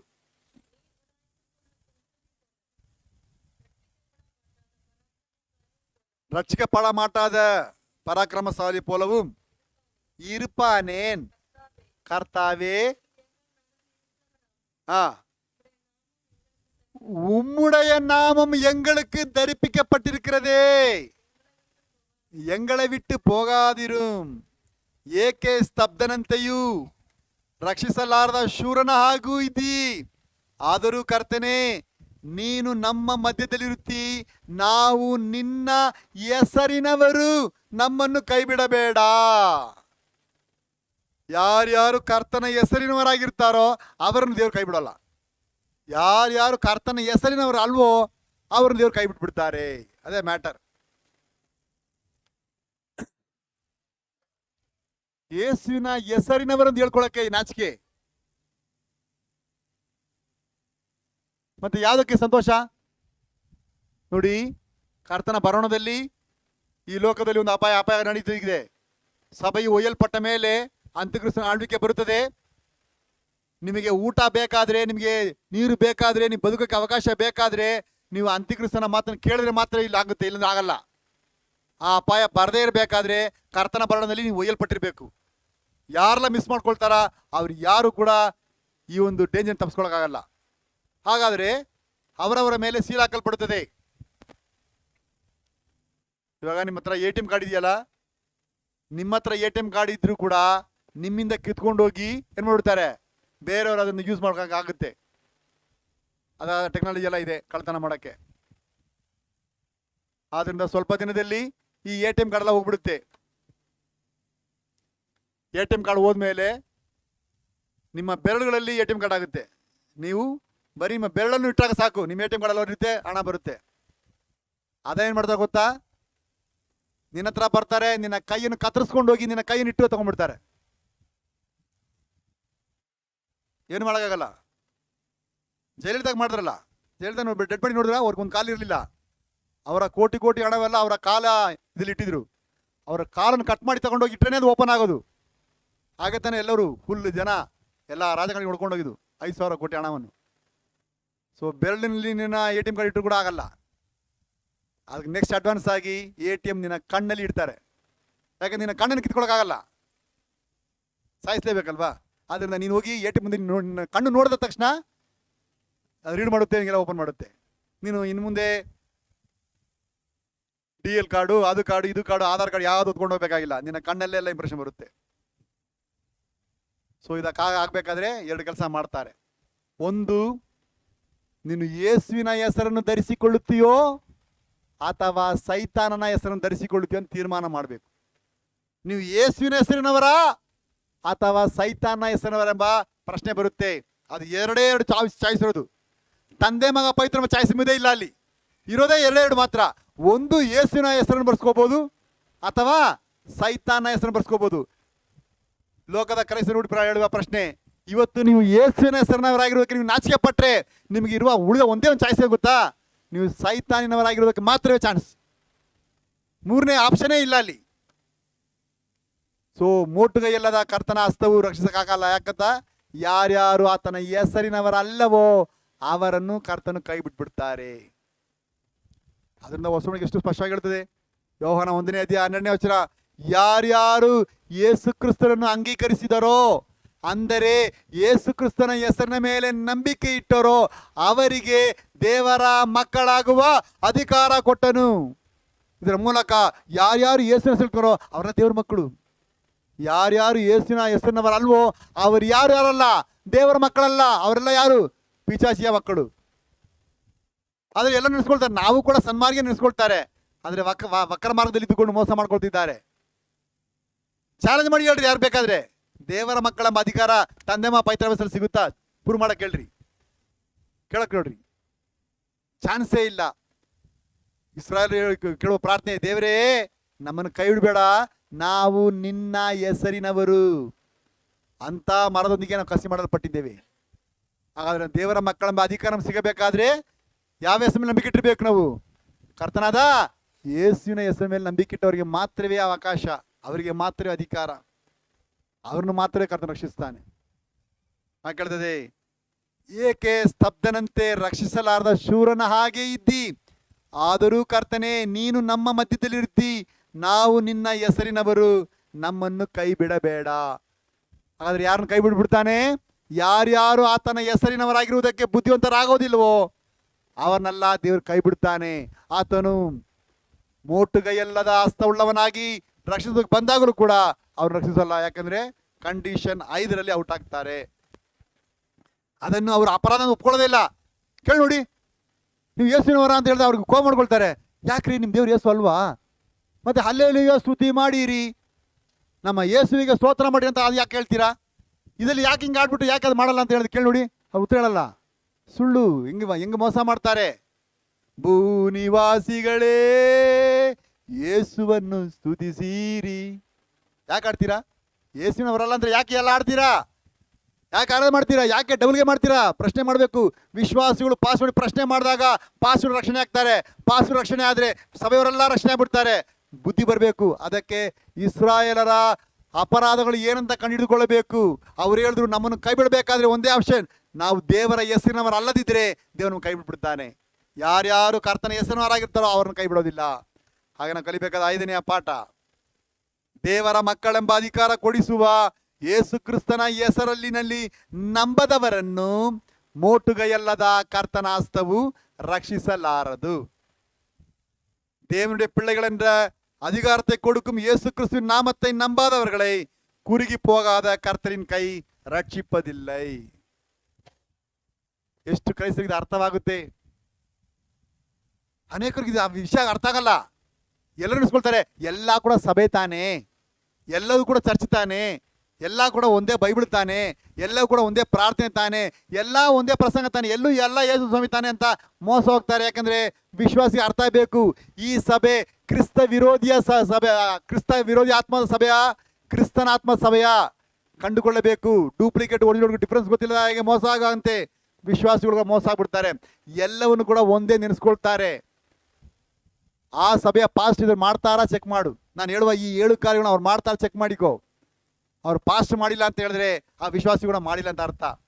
ಅದು ವಕ್ರಮಾರ್ಗಿಯ ಸಭೆಯಾಗಿ ಪತನ ಹೊಂದುವುದಕ್ಕೆ ಕರೆಯಲ್ಪಟ್ಟಿದೆ. ಕಾಪಾಡಿಕೋ. ದೇವಜನರೇ, ನೀನು ಯಾವ ಜನರಾಗಿರ್ಬೇಕು ಆಸೆ ಪಡ್ತೀಯಾ? ನಿನ್ನ ಸಂತತಿ ಯಾರ ಮಕ್ಕಳಾಗಿರ್ಬೇಕು? ನೀನು ಯಾವ ನಂಬಿಕೆಯಲ್ಲಿ ಬೆಳಿಬೇಕು ಯೋಚನೆ ಮಾಡ್ತೀಯಾ ಯಾವತ್ತಾದರೂ? ಇದು ಪರವಾಗಿಲ್ಲ ಅದು ಪರವಾಗಿಲ್ಲ ಅಂತ ಮೋಸ ಮಾಡ್ಕೊಳಕ್ಕಿದ್ದೀಯಾ? ನಿನ್ನ ಸಂತತಿಯನ್ನು ನಾಶನಕ್ಕೆ ನಡೆಸಬೇಕಂತಿದ್ದೀಯಾ? ಎತ್ತವರು ಎಷ್ಟು ಜನ ಈ ಥರ ಜವಾಬ್ದಾರಿ ಉಳ್ಳವರಾಗಿದ್ದೀರಾ? ನಿಮ್ಮ ಮಕ್ಕಳ ಬಗ್ಗೆ ಎಷ್ಟು ಚಿಂತೆ ಉಳ್ಳವರಾಗಿದ್ದೀರಾ? ಅವ್ರಿಗೆ ಡೋಂಟ್ ಕೇರ್, ಎಲ್ಲ ಒಂದೇ. ಮೋಸ ಮಾಡಿಕೊಳ್ಳಬೇಡ್ರಿ. ಕರ್ತನ ಕೈ ಬಿಟ್ಬಿಡ್ತಾನೆ. ಯಾಕಂದ್ರೆ ಆತನ ಹೆಸರಿನವ್ರನ್ನ ಮಾತ್ರವೇ ಆತನ ಕೈ ಬಿಡದೆ ಹಿಡಿತಾನೆ. 6ನೇದಾಗಿ ನಮ್ಮನ್ನು ದೇವರಿಂದ ಬೇರ್ಪಡಿಸುವ ಅಪರಾಧ. ದಾನಿಯೇಲನ ಪ್ರವಾದನ ಗ್ರಂಥ 3ನೇ ಅಧ್ಯಾಯ 29ನೇ ವಚನ. ದಾನಿಯೇಲ್ 3ாம் அதிகாரம் 29ாம் வசனம். Daniel 3rd chapter 29th verse page number 939.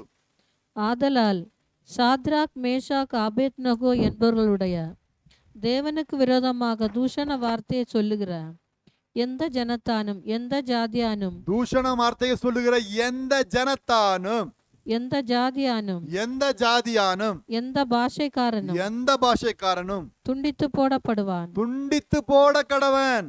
அவன் வீடு எருக்களமாக்கப்படும் என்று என்னாலே தீர்மானிக்கப்படுகிறது. இவ்விதமாய் ரட்சிக்கத்தக்க தேவன் வேறொருவரும் இல்லை என்றார். தேவன் வேறொருவரும் இல்லை என்ற ರಾಜನಾದ ನೆಬೂಕದ್ನೆಚ್ಚರನು ಅಲ್ಲಿ ಬಂದಿರುವ ತನ್ನ ಎಲ್ಲ ಸಾಮ್ರಾಜ್ಯವನ್ನು ಹೇಳುವ ಮಾತು, ಸಕಲ ಜನಾಂಗ ಕುಲ ಭಾಷೆಗಳವರಲ್ಲಿ ಯಾರಾದರೂ ಶದ್ರಕ್ ಮೇಷಕ್ ಅಬೇದ್ನೆಗೋ ಎಂಬುವರ ದೇವರ ವಿಷಯದಲ್ಲಿ ಅಲ್ಲದನ್ನು ಮಾತನಾಡಿದರೆ, ಅವರು ನಂಬುವ ದೇವರಿಗೆ ವಿರೋಧವಾಗಿ ಯಾರು ಕೆಟ್ಟ ಮಾತು ಮಾತಾಡಿದರೆ ಅವರ ಬಗ್ಗೆ ಮ್ಯಾಟರ್. ಯಾವ ವಿಶ್ವಾಸಿಗಳು ದೇವ್ರು ನಂಬ್ತಾರಲ್ಲ, ಅವ್ರು ನಂಬಿಬಿಟ್ಟು ಮನೆಗೆ ಹೋದಾಗ ಮನೆಯವರು ಕೆಟ್ಟ ಮಾತಾಡ್ತಾರಲ್ಲ, ಇದೆಲ್ಲ ಲಿಸ್ಟಲ್ಲಿ ಸಿಕ್ಬಿಡ್ತಾರೆ. ಶಾದ್ರಾಕ್ ಮೇಷಕ್ ಅಬೇದ್ನೆಗೋ ಎಂಬುವರ ದೇವರ ವಿಷಯದಲ್ಲಿ ಅಲ್ಲದನ್ನು ಮಾತನಾಡಿದರೆ ಅವರನ್ನು ಚೂರು ಚೂರಾಗಿ ಕತ್ತರಿಸಿ ಅವರ ಮನೆಗಳನ್ನು ತಿಪ್ಪೆಯನ್ನಾಗಿ ಮಾಡಬೇಕೆಂಬ ಆಜ್ಞೆಯನ್ನು ವಿಧಿಸುತ್ತೇನೆ. ಹೀಗೆ ಉದ್ಧರಿಸಲು ಅಂದರೆ ರಕ್ಷಿಸಲು ಸಮರ್ಥನಾದ ಇನ್ನೊಬ್ಬ ದೇವರು ಇಲ್ಲವಲ್ಲ ಎಂದು ಹೇಳಿದನು. ಈ ಒಬ್ಬನೇ ದೇವರನ್ನು ಆರಾಧಿಸುವ ಶಾದ್ರಾಕ್ ಮೇಷಕ್ ಅಬೇದ್ನೆಗೋರ ದೇವರನ್ನು ಯಾರು ಅಲ್ಲದ ಮಾತನಾಡಬಾರದು. ಇವತ್ತು ಲೋಕದಲ್ಲಿ ಕ್ರೈಸ್ತರೆಂದು ಹೇಳಿಕೊಳ್ಳುವ ಎಷ್ಟೋ ತ್ರಯಕ ಸಭೆಗಳು ಒಬ್ಬನೇ ದೇವರನ್ನು ಆರಾಧಿಸುವವರನ್ನು ಗೇಲಿ ಮಾಡ್ತಾರೆ, ಅವರನ್ನು ಕಲ್ಟ್ ಅಂತ ಕರೀತಾರೆ, ಅವನು ಓನ್ಲಿ ಜೀಸಸ್ ಅಂತ ಕರೀತಾರೆ, ಅವನು ದುರುಪದೇಶಗಳನ್ನು ಗೇಲಿ ಮಾಡ್ತಾರೆ. ಇದಕ್ಕೆ ಎಲ್ಲಕ್ಕೂ ದೇವರು ಉತ್ತರ ಕೊಡ್ತಾರೆ. ಯಾಕೆಂದ್ರೆ ಶಾದ್ರಾಕ್ ಮೇಷಕ್ ದೇವರ ವಿಷಯದಲ್ಲಿ ಯಾರು ಅಲ್ಲದ ಮಾತಾಡಿದ್ದಾರೆ ಒಂದು ಮಿಸ್ ಆಗೋದಿಲ್ಲ, ಒಂದು ರೆಕಾರ್ಡ್ ಬೆಳೆಯಲ್ಲ, ಒಂದು ಮಾರ್ಪಡೋದಿಲ್ಲ. ಅವರನ್ನು ಚೂರು ಚೂರಾಗಿ ಕತ್ತರಿಸಿ ಅವರ ನಂಬಿಕೆ ಮನೆಗಳನ್ನು ತಿಪ್ಪೆಯನ್ನಾಗಿಸಿ ಮಾಡೋದಕ್ಕೆ ದೇವರು ಕಾರ್ಯ ಮಾಡಿರುತ್ತಾರೆ. ಎಷ್ಟು ದೊಡ್ಡ ಅಪಾಯದಲ್ಲಿ ಸಿಕ್ಕಿಬಿಡ್ತಾರೆ. ದೇವಜನರೇ, ಇಂಥ ದೂಷಣೆ ಮಾತನ್ನು ಕೇಳಿದ್ದೀರಾ? ನಿಮ್ಮನ್ನು ಗೇಲಿ ಮಾಡೋದು ನೀವು ಯಾರಿಗೂ ಸುವಾರ್ತೆ ಹೇಳಿದಾಗ ನಿಮ್ಮನ್ನು ತಿರಸ್ಕರಿಸಿ ನೋಡಿದ್ದೀರಾ? ಈ ಎಲ್ಲ ಅಪಾಯಕ್ಕೆ ಗುರಿ ಆಗ್ತಾರೆ ಜೋಪಾನ. ಯಾಕಂದ್ರೆ ಶಾದ್ರಾಕ್ ಮೇಷಕ್ ಅಬೇದ್ನೆಗೋರ ದೇವರು ಎಷ್ಟು ಜನ ಮಾತ್ರ? ಒಬ್ಬನೇ ದೇವರು. ಅಲ್ಲಿ 3 ಜನರನ್ನು ಬೆಂಕಿಯಲ್ಲಿ ಹಾಕಿದಾಗ ಅವ್ರ ಪಕ್ಕದಲ್ಲಿ 3 ಜನ ಬಂದ್ರ? ತಂದೆಮ್ಮ ಪೈತ್ರಮ್ಮ 3 ಜನ ಬಂದ್ರ? ಎಷ್ಟು ಜನ ಬಂದ್ರು? ಮನುಷ್ಯ ಕುಮಾರನಿಗೆ ಹೋಲಿಕೆಯಾದ ಒಬ್ಬ ವ್ಯಕ್ತಿಯಲ್ಲಿ ಕಾಣಿಸಿಕೊಂಡಾನೆ. ಯಾರು? ಯೇಸು ಸ್ವಾಮಿ ಅವರ ನಡುವೆ ಬಂದು ಇಳಿತಾರೆ. ಒಬ್ಬನೇ ದೇವರು. ಅಂತ ದೇವರು ನಂಬುವ ವಿಷಯದಲ್ಲಿ ಅವರ ನಂಬಿಕೆ ವಿಷಯವಾಗಿಯೋ, ಅವರ ಸಭೆ ವಿಷಯವಾಗಿಯೋ, ಅವರ ಪಾಸ್ಟರ್ ವಿಷಯವಾಗಿಯೋ, ಅವರ ನಂಬಿಕೆ ವಿಷಯವಾಗಿ ಯಾರನ್ನಾದ್ರೂ ಅಲ್ಲದ ಮಾತನ್ನು ಯಾರಾಡಿದ್ರು ಸರಿ, ಅದು ಅಪರಾಧ. ದೇವರು ಅವ್ರನ್ನು ಬಿಡೋದಿಲ್ಲ. ಅವರನ್ನು ಚೂರು ಚೂರಾಗಿ ಕತ್ತರಿಸಿ ಅವರ ನಂಬಿಕೆಯ ಮನೆಯನ್ನು ತಿಪ್ಪೆಯಾಗಿ ನಾಗಿಸುವುದಕ್ಕೆ ದೇವರು ಆಜ್ಞೆ ಕೊಟ್ಟಿರ್ತಾನೆ. ಯಾಕೆಂತ ಹೇಳಿದ್ರೆ, ಹೀಗೆ ರಕ್ಷಿಸಲು ಸಮರ್ಥನಾದ ಇನ್ಯಾವ ದೇವರು ಇಲ್ವಲ್ಲ. ಚಕ್ರವರ್ತಿಯಾದ ನೆಬೂಕದ್ನೆಚ್ಚರನಿಂದ ಒಪ್ಪಿಕೊಂಡ. ಬಾಬಿಲೋನ್ ಸಾಮ್ರಾಜ್ಯದವರಿಗೆಲ್ಲ ಹೇಳ್ಬಿಟ್ಟ, ಈ ಒಬ್ಬನೇ ದೇವರು ಇರೋದು. ಬಾಬಿಲೋನ್ ಸಾಮ್ರಾಜ್ಯಕ್ಕೆ ಅನೇಕ ದೇವರುಗಳಿದ್ದಾರೆ, ಆದರೆ ದೇವರಂದ್ರೆ ಶಾದ್ರಾಕ್ ಮೇಷಕ್ ಅಬೇದ್ನೆಗೋ ಒಬ್ಬನೇ ದೇವರು ಮಾತ್ರ, ಬೇರೆ ಯಾರು ಇಲ್ಲ. ಅವನಿಗೆ ಸುವಾರ್ತೆ ಹೇಳಲ್ಪಟ್ಟಿತ್ತು, ಅವನು ನಂಬಿಬಿಟ್ಟ. ದೇವಜನರೇ, ಈ ಶಾದ್ರಾಕ್ ಮೇಷಕ್ ಅಬೇದ್ನೆಗೋ ಹೋಗುವಾಗ, ದಾನಿನ ಹೋಗುವಾಗ ಅಲ್ಲಿ ಯಾರು ಕೂಡ ಒಬ್ಬರೇ ದೇವ್ರ ನಂಬಿಕೆ ಇಟ್ಟಿಲ್ಲ, ಇವರು ಮಾತ್ರವೇ ಇಟ್ಟಿದ್ರು. ಅಲ್ಲಿರುವವರೆಲ್ಲ ಮೆಜಾರಿಟಿ ಜನ ಅವರು. ಆದರೆ ಇವರು ನಂಬಿಕೆಗೆ ವೈರಾಗ್ಯ ತೋರಿಸಿದಾಗ ಇವರ ನಂಬಿಕೆ ಗೆದ್ದಿತ್ತು. ಇವರ ಸುವಾರ್ತೆ ಎಲ್ಲರಿಗೂ ಸಾರಲ್ಪಟ್ಟಿತ್ತು. ಇವರ ದೇವರೇ ದೇವರೆಂದು ಸುವಾರ್ತೆ ಹೇಳಲ್ಪಟ್ಟಿತ್ತು. ದೇವರ ನಾಮ ಮಹಿಮೆ ಪಟ್ಟಿತ್ತು. ಆದ್ರಿಂದ ನಿನ್ನ ಸುತ್ತಲೂ ನಿನ್ನ ಹಾಗೆ ನಂಬುವುದಕ್ಕೆ ಅನೇಕರು ಇರೋದಿಲ್ಲ, ನಿನ್ನ ಹಾಗೆ ವೈರಾಗ್ಯ ತೋರಿಸೋದಕ್ಕೆ, ನಿನ್ನ ಹಾಗೆ ಭಕ್ತಿ ತೋರಿಸೋಕೆ ಅನೇಕರಿಲ್ಲ ಅಂತ ಮೋಸ ಮಾಡಿಕೊಳ್ಬೇಡ, ನೊಂದುಕೊಳ್ಳಬೇಡ.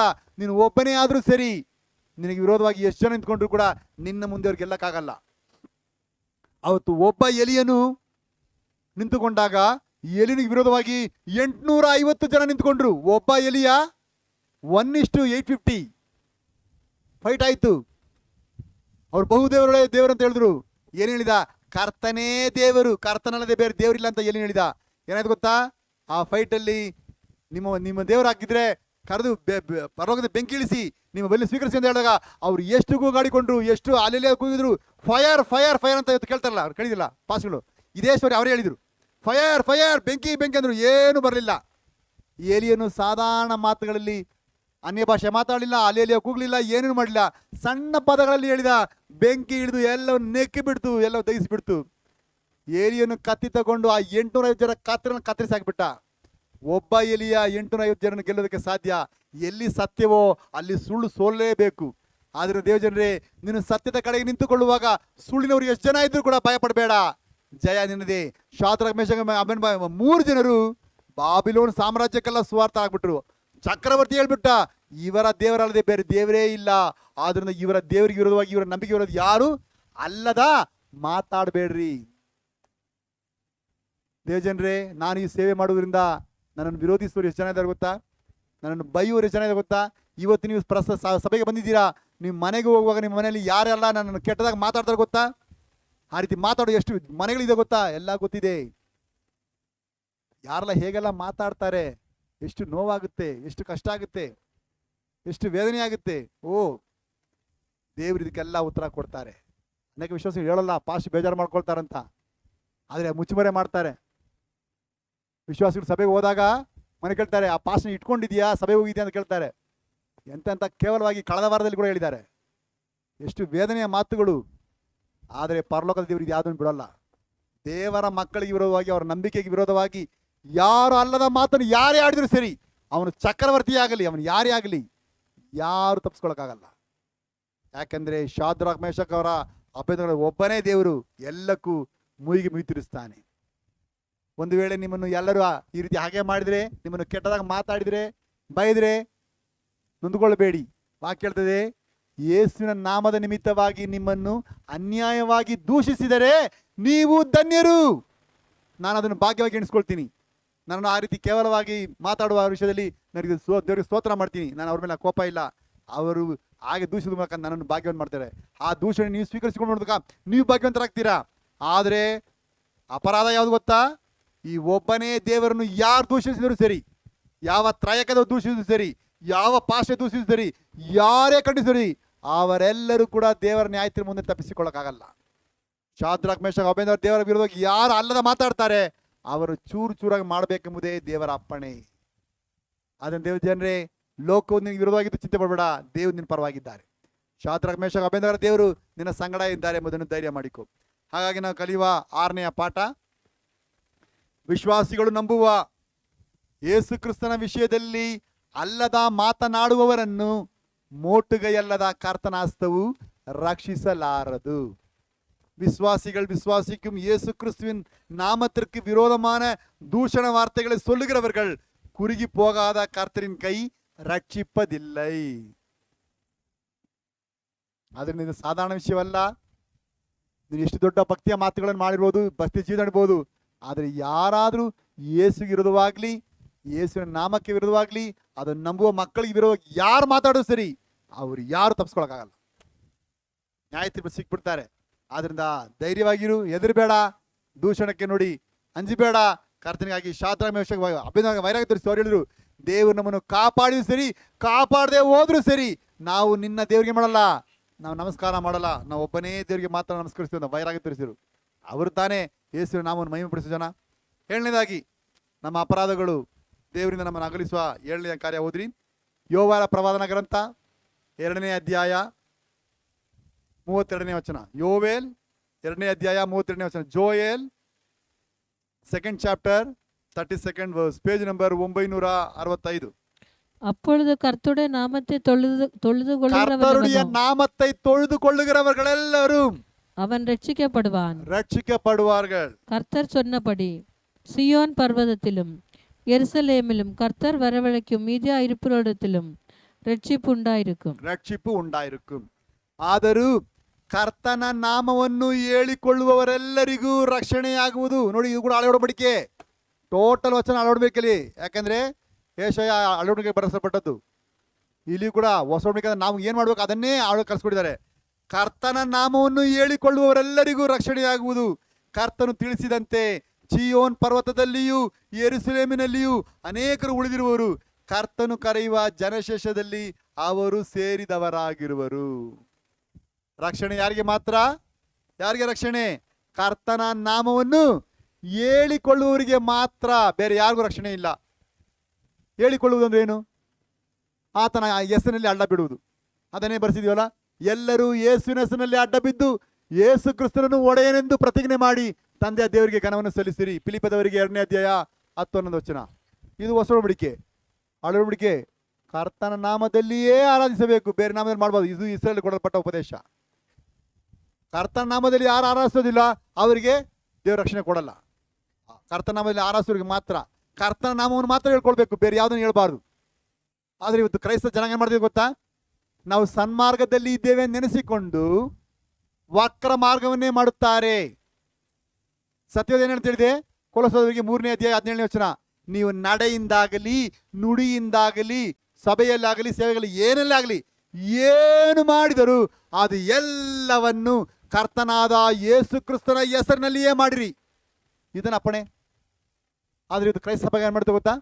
ಒಂದು ಮಗು ಹುಟ್ಟಿದರೆ ಅದಕ್ಕೆ ನಾಮಕರಣ ಹೆಂಗ್ ಮಾಡ್ತೇವೆ ಗೊತ್ತಾ? ತಂದೆಯ ಮಗನ ಪವಿತ್ರಾತ್ಮನ ಹೆಸರಲ್ಲಿ ಹಿಂಗೆ ಹೆಸರಿಡ್ತೇನೆ ಅಂತ ಹೇಳ್ತಾರೆ. ನೋಡಿ, ಬೈಬಲ್ ಏನು ಹೇಳ್ತೋ ಅದಕ್ಕೆ ವಿರುದ್ಧವಾಗಿ ಅದನ್ನು ಮಾಡಿಸಿಕೊಳ್ಳುವ ಕ್ರೈಸ್ತರಿದ್ದಾರೆ, ಲೋಕದಲ್ಲಿದ್ದಾರೆ, ತ್ರೈಕದಲ್ಲಿ. ಯಾಕಂದ್ರೆ ಇದೇ ಸೈತಾನ್ ತಂತ್ರ.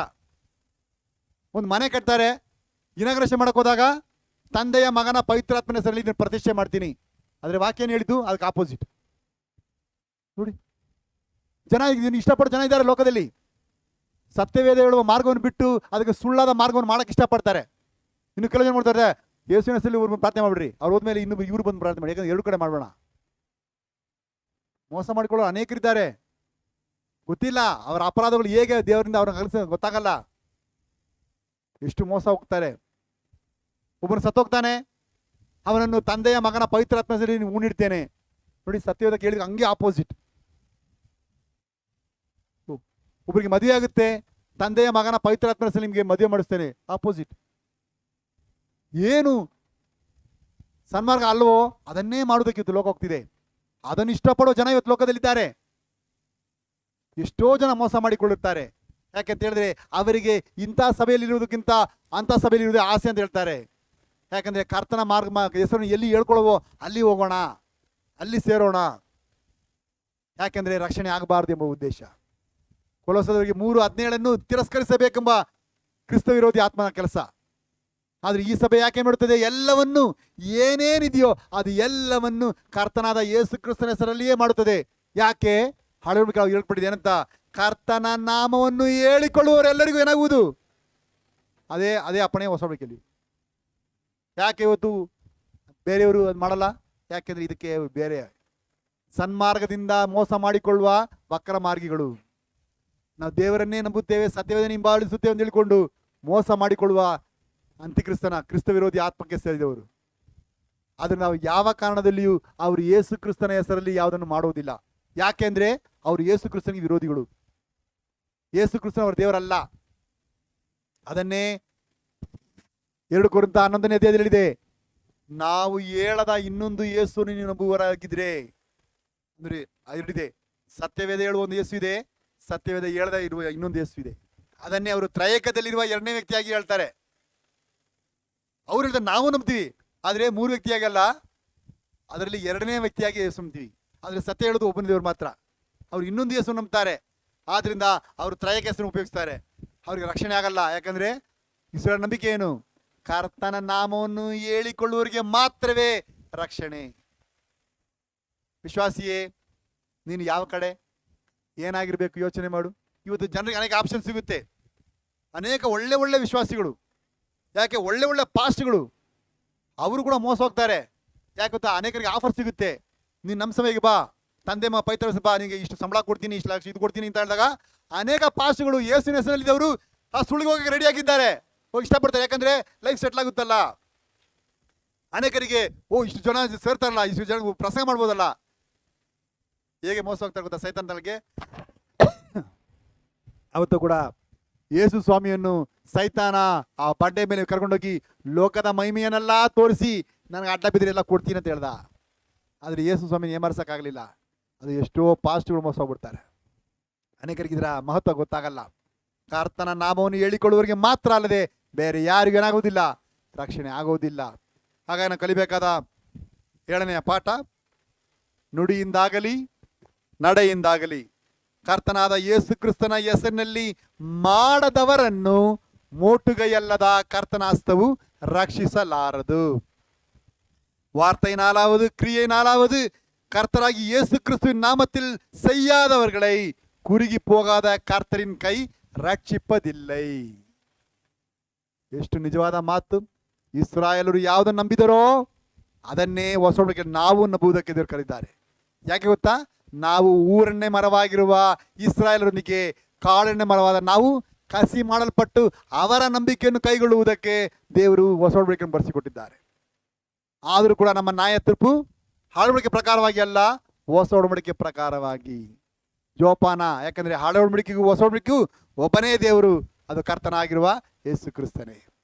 ಅದನ್ನು ಮೋಸ ಮಾಡಿಕೊಳ್ಳಬೇಡ. ಆ ದೇವರು ಇಸ್ರಾಯೇಲನ್ನು ರಕ್ಷಿಸಕ್ಕಾಗಲಿಲ್ಲ, ಆದರೆ ಆತನ ಬಂದ ಏನು? ಆತನ ಹಸ್ತವು ಮೋಟುಗೈಯಲ್ಲದ ಹಸ್ತವುಳ್ಳವನಾಗಿ ಬಂದಾಗಲೂ ಕೂಡ ಅವರ ಅಪರಾಧಗಳು ಅವರನ್ನು ದೇವರಿಂದ ಅಗಲಿಸಿ ಬಿಟ್ಟದ್ರಿಂದ ಅವರು ರಕ್ಷಣೆ ಪಡ್ಕೊಳ್ಳೋಕ್ಕಾಗದೆ ಮೋಸ ಹೋಗ್ಬಿಟ್ರು. ಆದ್ದರಿಂದ ವಿಶ್ವಾಸಿಯಾದ ಹೊಸ ಒಡಂಬಡಿಕೆಯಾದ ನಾನು ಇನ್ನೂ ಕೂಡ ಜಾಗ್ರತೆ ವಹಿಸಲಿಲ್ಲಂದೆ ಮೋಸ ಆಗ್ಬಿಡ್ತೀವಿ. ಮತ್ತೊಂದು ಆವರ್ತಿ ಇವುಗಳನ್ನು ಜ್ಞಾಪಕ ಪಡಿಸ್ತೇನೆ. ಹಳೆ ಒಡಂಬಡಿಕೆಯಲ್ಲಿರುವ ದೇವರಿಂದ ನಮ್ಮನ್ನು ಅಗಲಿಸುತ್ತಿರುವ 7 ಅಪರಾಧಗಳುಳ್ಳವರನ್ನು ಮೋಟುಗೈಯಲ್ಲದ ಕರ್ತನ ಹಸ್ತವು ರಕ್ಷಿಸುವುದಿಲ್ಲ. ಮೊದಲನೇದಾಗಿ, ಕರ್ತನ ವಾಕ್ಯದ ಮುಂದೆ ಶರಣಾಗದೆಯೂ ಮುರಿದ ಮನಸ್ಸುಳ್ಳವರಾಗದಿರುವವರನ್ನು ಮೋಟುಗೈಯಲ್ಲದ ಕರ್ತನ ಹಸ್ತವು ರಕ್ಷಿಸಲಾರದು. ಎರಡನೇದಾಗಿ, ಪವಿತ್ರಾತ್ಮನ ಅಪ್ಪಣೆಯಂತೆ ತಮ್ಮ ಪಾಪಗಳಿಗೆ ಪಶ್ಚಾತ್ತಾಪಪಟ್ಟು ಬಿಟ್ಟು ಬಿಡದವರನ್ನು ಮೋಟುಗೈಯಲ್ಲದ ಕರ್ತನ ಹಸ್ತವು ರಕ್ಷಿಸಲಾರದು. ಮೂರನೇದಾಗಿ, ಒಬ್ಬನೇ ದೇವರಾಗಿರುವ ಕ್ರಿಸ್ತನನ್ನು ತಳ್ಳಿ ತಂದೆ, ಮಗ, ಪವಿತ್ರಾತ್ಮನೆಂಬ ಮೂವರಲ್ಲಿರುವವರನ್ನು ಮೋಟುಗೈಯಲ್ಲದ ಕರ್ತನ ಹಸ್ತವು ರಕ್ಷಿಸಲಾರದು. ನಾಲ್ಕನೇದಾಗಿ, ಪಾಪ ಪರಿಹರಿಸುವ ಕರ್ತನಾದ ಯೇಸು ಕ್ರಿಸ್ತನ ಹೆಸರಿನ ದೀಕ್ಷಾ ಸ್ಥಾನವನ್ನು ನಂಬದವರನ್ನು ಮೋಟುಗೈಯಲ್ಲದ ಕರ್ತನ ಹಸ್ತವು ರಕ್ಷಿಸಲಾರದು. ಐದನೇದಾಗಿ, ದೇವರ ಮಕ್ಕಳೆಂಬ ಅಧಿಕಾರ ಕೊಡಿಸುವ ಯೇಸು ಕ್ರಿಸ್ತನ ಹೆಸರಲ್ಲಿ ನಂಬದವರನ್ನು ಮೋಟುಗೈಯಲ್ಲದ ಕರ್ತನ ಹಸ್ತವು ರಕ್ಷಿಸಲಾರದು. ಆರನೇದಾಗಿ, ವಿಶ್ವಾಸಿಗಳು ನಂಬುವ ಯೇಸು ಕ್ರಿಸ್ತನ ವಿಷಯದಲ್ಲಿ ಅಲ್ಲದ ಮಾತನಾಡುವವರನ್ನು ಮೋಟುಗೈಯಲ್ಲದ ಕರ್ತನ ಹಸ್ತವು ರಕ್ಷಿಸಲಾರದು. ಏಳನೇದಾಗಿ, ನುಡಿಯಿಂದಾಗಲಿ ನಡೆಯಿಂದಾಗಲಿ ಕರ್ತನಾದ ಯೇಸು ಕ್ರಿಸ್ತನ ಹೆಸರಿನಲ್ಲಿ ಮಾಡದವರನ್ನು ಮೋಟುಗೈಯಲ್ಲದ ಕರ್ತನ ಹಸ್ತವು ರಕ್ಷಿಸಲಾರದು.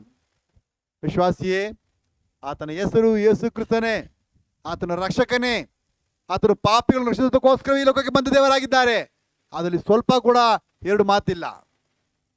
ಆದರೆ ನಾವು ನಮ್ಮ ಅಪರಾಧಗಳನ್ನೇ ಬಿಡದವರಾಗಿ ಅದನ್ನೇ ಹಿಂಬಾಲಿಸುತ್ತಾ ಬರುವುದೇ, ಅದು ಏನು ಮಾಡುತ್ತೆ, ನಮ್ಮನ್ನು ದೇವರಿಂದ ಅಗಲಿಸಿಬಿಡ್ತದೆ. ಆ ದೇವರಿಗೆ ನಮ್ಮನ್ನು ರಕ್ಷಿಸಕ್ಕಾಗದೆ ಅಸಾಧ್ಯ ಮಾಡಿಬಿಡ್ತೀವಿ. ಅದರಿಂದ ಆ ಕೇಳು ಮಾಡಿಕೊಳ್ಳೋದು ಬೇಡ.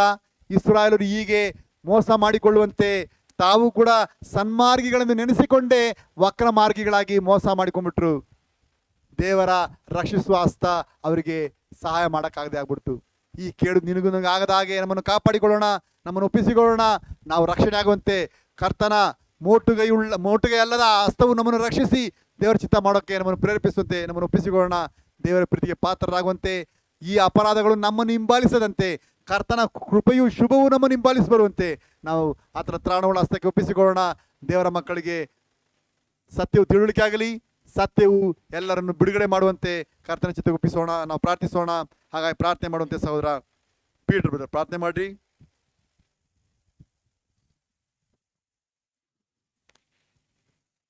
ನಮ್ಮನ್ನು ಬಹಳವಾಗಿ ಪ್ರೀತಿಸುವ ನಮ್ಮ ತಂದೆ ಆದ ದೇವರೇ, ಅಪ್ಪ ದೇವರೇ, ಈ ವೇಳೆಯಲ್ಲಿ ಕರ್ತನೆ ನಿನ್ನ ವಾಕ್ಯಗಳಿಂದ ಕರ್ತನೆ ನಮ್ಮನ್ನು